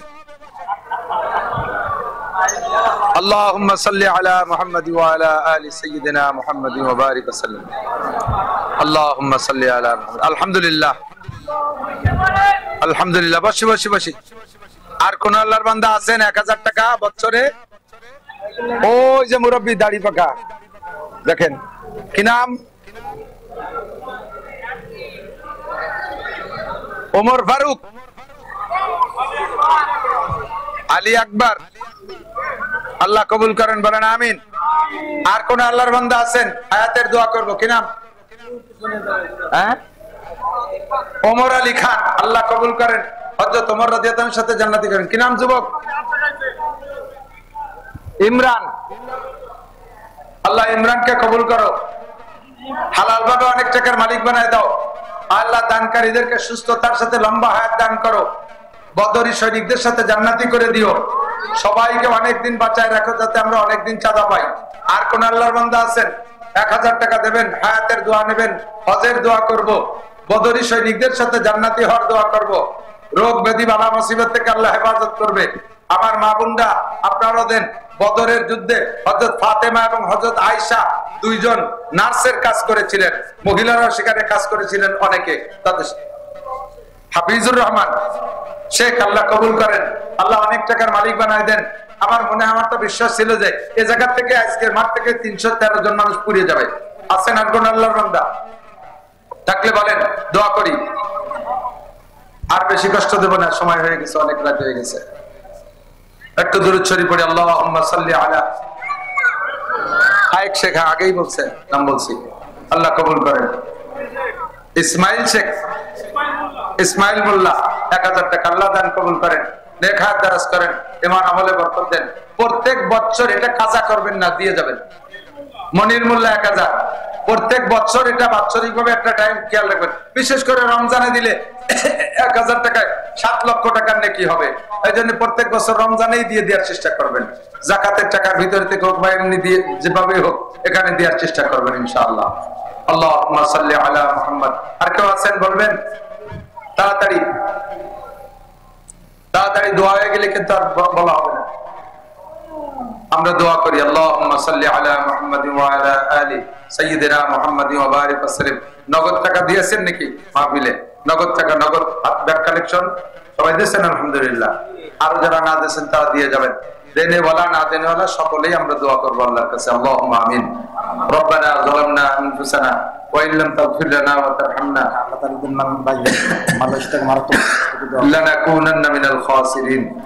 রব্বানা ফাগফির লানা যুনুবানা ওয়া কাফির আন্না সাইয়্যাতিনা ওয়া তাওফানা মাআল আবরার। আয় আল্লাহ রাব্বুল আলামিন, গভীর রাত পর্যন্ত 2 দিন ব্যাপী মাহফিলের সমাপনী দিনের শেষ অধিবেশনে আমি যা পারছি বুঝছি আলোচনা করে তোমার শাহী দরবারে তোমার নেককার বান্দা বান্দীদের সাথে নিয়ে বিকার দুখানা হাত তুলেছি। আয় রাব্বুল আলামিন, আমাদের জীবনের সমস্ত গুনাহ তুমি এক্ষুনি মাফ করে দাও। যত গুনার আলোচনা এখানে করেছি এ সব গুনাহ আমরা করে থাকি, মাঝে মাঝে তওবাও করি, নফস আর শয়তানের কাছে হেরে যাই, তওবা ভঙ্গ হয়ে যায়, আবার সেই গুনাহ করে ফেলি। রব্বুল আলামিন, তোমার কাছে আজকে বলতেও লজ্জা লাগতেছে, তবুও যেহেতু আর কোনো দরজা নাই তাই অবশেষে তোমার কাছে এসেছি। তুমি আজকে এই মাঠ থেকে আমাদেরকে খালি হাতে ফিরাই দিও না। আয় রাব্বুল আলামিন, আমাদের হাত দুটো নেকি দ্বারা ভরপুর করে দাও, আমল নামা নেকি দিয়ে ভরে দাও, আমাদের গুনাহ খাতা সব মাফ করে দাও। আমাদের আব্বা মা, দাদা দাদি, নানা নানি, শ্বশুর শাশুড়ি, আত্মীয় স্বজন, পাড়া প্রতিবেশী, বন্ধু বান্ধব, ওস্তাদ শাগরেদ, পীর মুর্শিদ, ছাত্র ছাত্র ভাই, আপনজন যে যেখানে বনে জঙ্গলে কবরে শুয়ে আছে সকলের কবর আযাব মাফ করে দাও, সকলের গুনাহ খাতা মাফ করে দাও, সকলের কবরে জান্নাতের দরজা খুলে দাও। আয় মেহেরবান আল্লাহ, বিশেষ করে এই এলাকায় যত কবরবাসী কবরে শায়িত সবাইকে তুমি মাফ করে দাও। খাস করে আমাদের মহান মুরব্বী হযরত মাওলানা আব্দুল হাকিম সাহেব রাহমাতুল্লাহ আলাইহি এবং ওনার পরিবারের সদস্য যারা দুনিয়া থেকে চলে গেছেন, ভাইজান আব্দুল আজিজ সাহেব, আয় আল্লাহ ভাইজান নিজামউদ্দিন সাহেব, বড় বড় মানুষ ছিলেন, দেশে কত হিদায়াতের বয়ান করেছেন, আমরা তাদের থেকে বয়ান শুনেছি, শিখেছি। ও মালিক, তুমি এই মরহুমদের গুনাহ খাতা সব মাফ করে দাও, তাদের কবর আযাব হতে থাকলে বন্ধ করে দাও, তাদের কবরে জান্নাতের দরজা খুলে দাও, তাদের মর্যাদা জান্নাতুল ফেরদাউসের আলা মাকামে নিয়ে যাও। আয় মালিক, তাদের ওয়ারাসা যারা দুনিয়ায় বেঁচে আছে তাদের মাধ্যমে এই দ্বীনি প্রতিষ্ঠান নিগরানি করা তৌফিক দান করো, এটাকে ধরে রাখার তৌফিক দান করো। এলাকার জনগণ সে সকল মুরব্বীদেরকে মহব্বত করে আয় আল্লাহ এই মাদ্রাসায় দান ধ্যান করলেন, অনেক অনেক কিছু দিয়েছেন, আজীবন সদস্য হয়েছেন, সকলের দান তুমি কবুল করে নাও। এর ওসিলায় বদরি সৈনিকদের সাথে জান্নাতি করে দিও, দুনিয়ায় রোগ ব্যাধি বালা মুসিবত থেকে হেফাজত করো, চাকরি বাকরি ব্যবসা বাণিজ্য খেত খামারের ভিতরে হালাল ভাবে বরকত ঢুকাইয়া দাও। আয় মালিক, অনেক অসুস্থ রোগী আছে, সবাইকে সুস্থ করে দাও। আয় আল্লাহ, ঠান্ডা তালুকদার নামে এক বান্দা মালয়েশিয়া থেকে অত্যন্ত অসুস্থ, দোয়া চেয়েছে, এমন করে অনেকেই নাম ধরে দোয়া চেয়েছে, সব রোগীদেরকে তুমি সুস্থ করে দাও, সব রোগীদেরকে সুস্থ করে দাও, তালুকদার সাহেবকে সুস্থ করে দাও। আয় আল্লাহ, বর্তমানে এই মাদ্রাসার মুহতামিম সাহেব হুজুর অসুস্থ, ওনাকে পূর্ণ সুস্থ করে দাও। আয় আল্লাহ, পুরো গোপালগঞ্জের মুরব্বী হিসেবে আমাদের উপরে ছায়া হয়ে আছে, আয় আল্লাহ আমাদের এই ছায়া লম্বা করে দাও, ওনাকে সুস্থতার সাথে হায়াতে তয়্যবা বাড়ায় দাও, এই মাদ্রাসার সব হাজাত পূরণ করে দাও, ছাত্র শিক্ষক কোকদেরকে কবুল করে নাও, এলাকার জনগণ আলেম তালিবে ইলমদেরকে ভাত খাওয়ায় লজিং রাখে, ও মালিক এর ওসিলায় তাদেরকে আনসার সাহাবাদের সাথে জান্নাতি করে দিও, প্রত্যেকের দিলের নেক আশা পূরণ করে দাও। রব্বুল আলামিন, বাংলাদেশের লাল সবুজ পতাকার মাঝখানে তুমি কলেমা লা ইলাহা ইল্লাল্লাহু মুহাম্মাদুর রাসূলুল্লাহ লেখাইয়া এই বাংলার পতাকার মাথায় পথ পথ করে উড়ানোর তৌফিক দান করো। কুরআনী হুকুমত, হাদিসের হুকুমত দেশে বাস্তবায়ন করে দাও, যে দলের মাধ্যমে ভালো হয় তুমি সেই দলের মাধ্যমে করে দাও। আয় আল্লাহ, পশ্চিমা শাসন ষড়যন্ত্রের থেকে বাংলাদেশকে তুমি হেফাজত করো, ফিলিস্তিন গাজার মুসলমানদেরকে বিজয়ী দান করো, বাইতুল মুকদ্দাস মুসলমানদের হাতে এনে দাও, জো বাইডেন নেতানিয়াহু সহ তার ইহুদ নাসারাদের সৈন্য সামন্তদেরকে আয় আল্লাহ ভূমধ্য সাগরে ডুবাইয়া ধ্বংস করে দাও, তাদের অস্ত্রের আগুনে তাদের জ্বালাই পোড়াই শেষ করে দাও। আয় আল্লাহ, মুজাহিদিনদের শক্তি বাড়াইয়া দাও, আমাদের দোয়া তোমার হাবিবের দোয়ালে কবুল করে নাও। এই মাদ্রাসায় আল্লাহ মাওলানা আরো যারা মাদ্রাসার শিক্ষক মন্ডলী আছে তাদের হিম্মত শক্তি সাহস বাড়িয়ে দাও। আল্লাহ, টাকা পয়সা দিয়ে তাদের হাত মোটা করে দাও। رب زدنا محمد وآله وأصحابه أجمعين برحمتك يا أرحم الراحمين. السلام عليكم ورحمة الله.